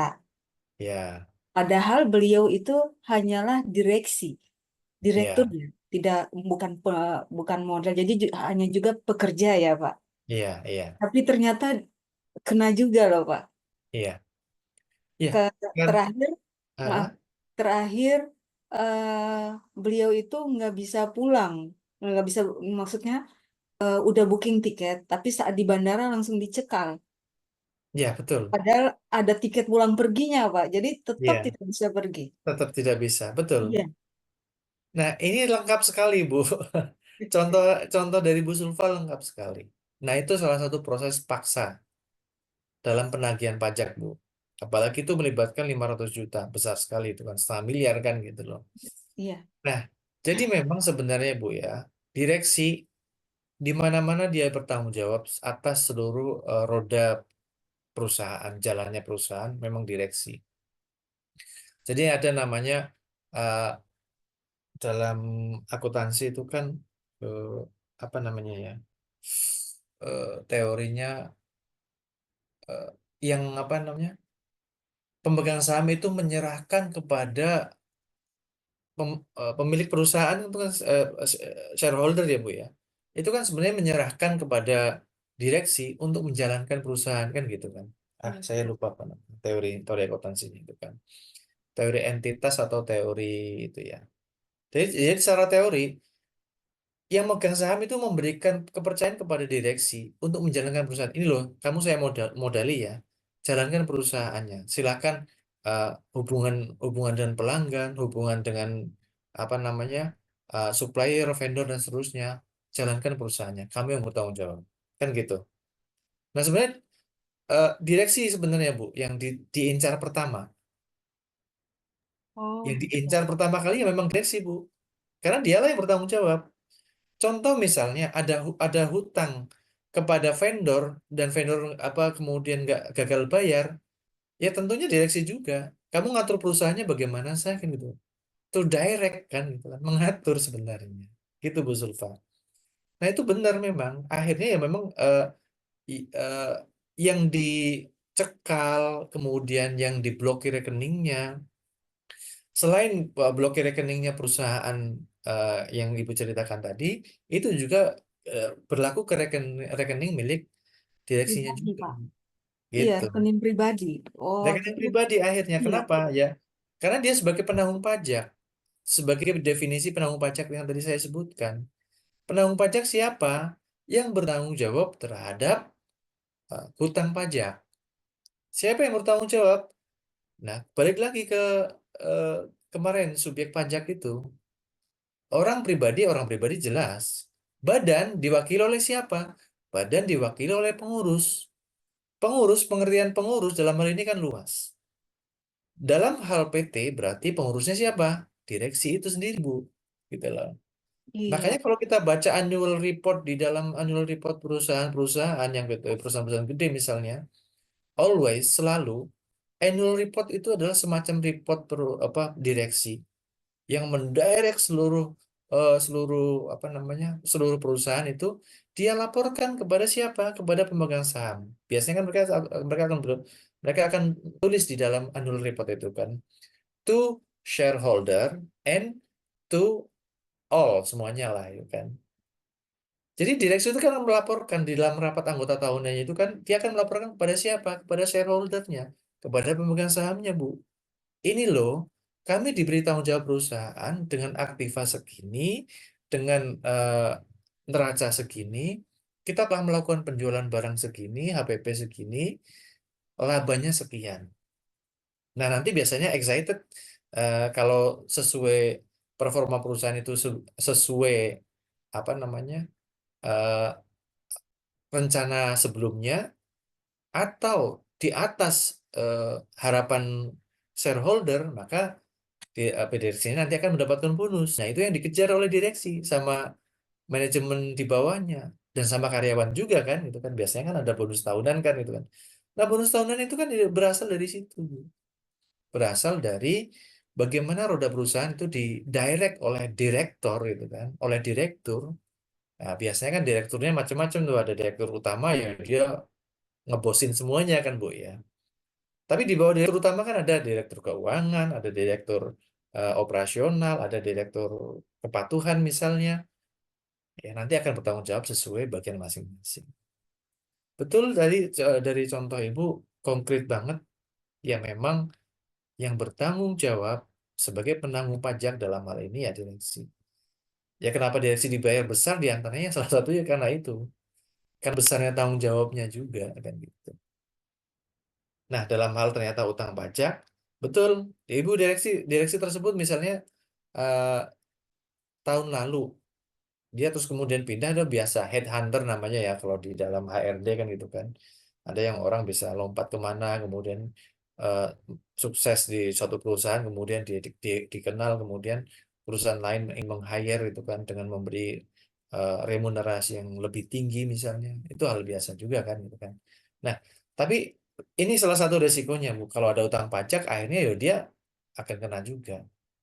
Maka dari itu, para calon direksi di sini juga harus perspektifnya luas juga, tidak hanya sekedar tahu operasional perusahaan, tetapi juga eh, risiko bahwa saudara selaku penanggung pajak, kemudian kalau ada utang pajak tidak dibayar, akan dilakukan tindakan penagihan ya sama seperti ini juga. Begitu, Bu. Terima kasih sharingnya. Baik, Pak. Terima kasih. Saya mendapatkan contoh yang eh, Iya. konkret buat teman-teman juga yang lain. Tadinya saya mau nanya, tapi pas Iya, tadi pas Bapak terangkan pasal 14, saya lihat di situ penanggung jawab. Oh ya, ini iya, iya, artinya karena itu ternyata. kan penanggung jawab, gitu kan.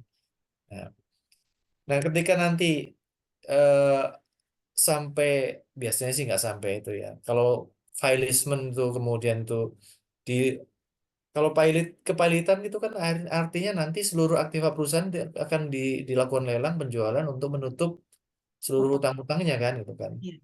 Nah, kalau dari seluruh seluruh aktiva perusahaan itu begitu dijual itu nggak menutup lagi, ya nanti baru lari ke pemegang sahamnya Bu kan gitu kan. Sebagai sebagai apa namanya? Ultimate-nya ya, sebagai yang paling paling terakhir itu nanti. Nah, direksi memang seperti itu, penanggung pajak. Oke, thank you Bu Sulfa. Terima kasih. Baik Pak, terima kasih atas pencerahannya. Ya, oke. Eh, saya kira cukup karena kita juga sudah jam 9 tepat dan saya rasa cukupkan juga penjelasan saya mengenai penagihan pajak ini. Mudah-mudahan bisa difahami dan dimengerti oleh Bapak Ibu sekalian. Saya cukup dan akhiri. Selamat malam. Assalamualaikum warahmatullahi wabarakatuh. Selamat beristirahat. Mas Andri Waalaikumsalam kembali. warahmatullahi wabarakatuh. Waalaikumsalam Terima kasih warahmatullahi Pak Buksi wabarakatuh. untuk Terima kasih waktunya. Pak Terima Buksi. kasih Oke, Bapak Ibu terima semua. kasih. Selamat malam semuanya.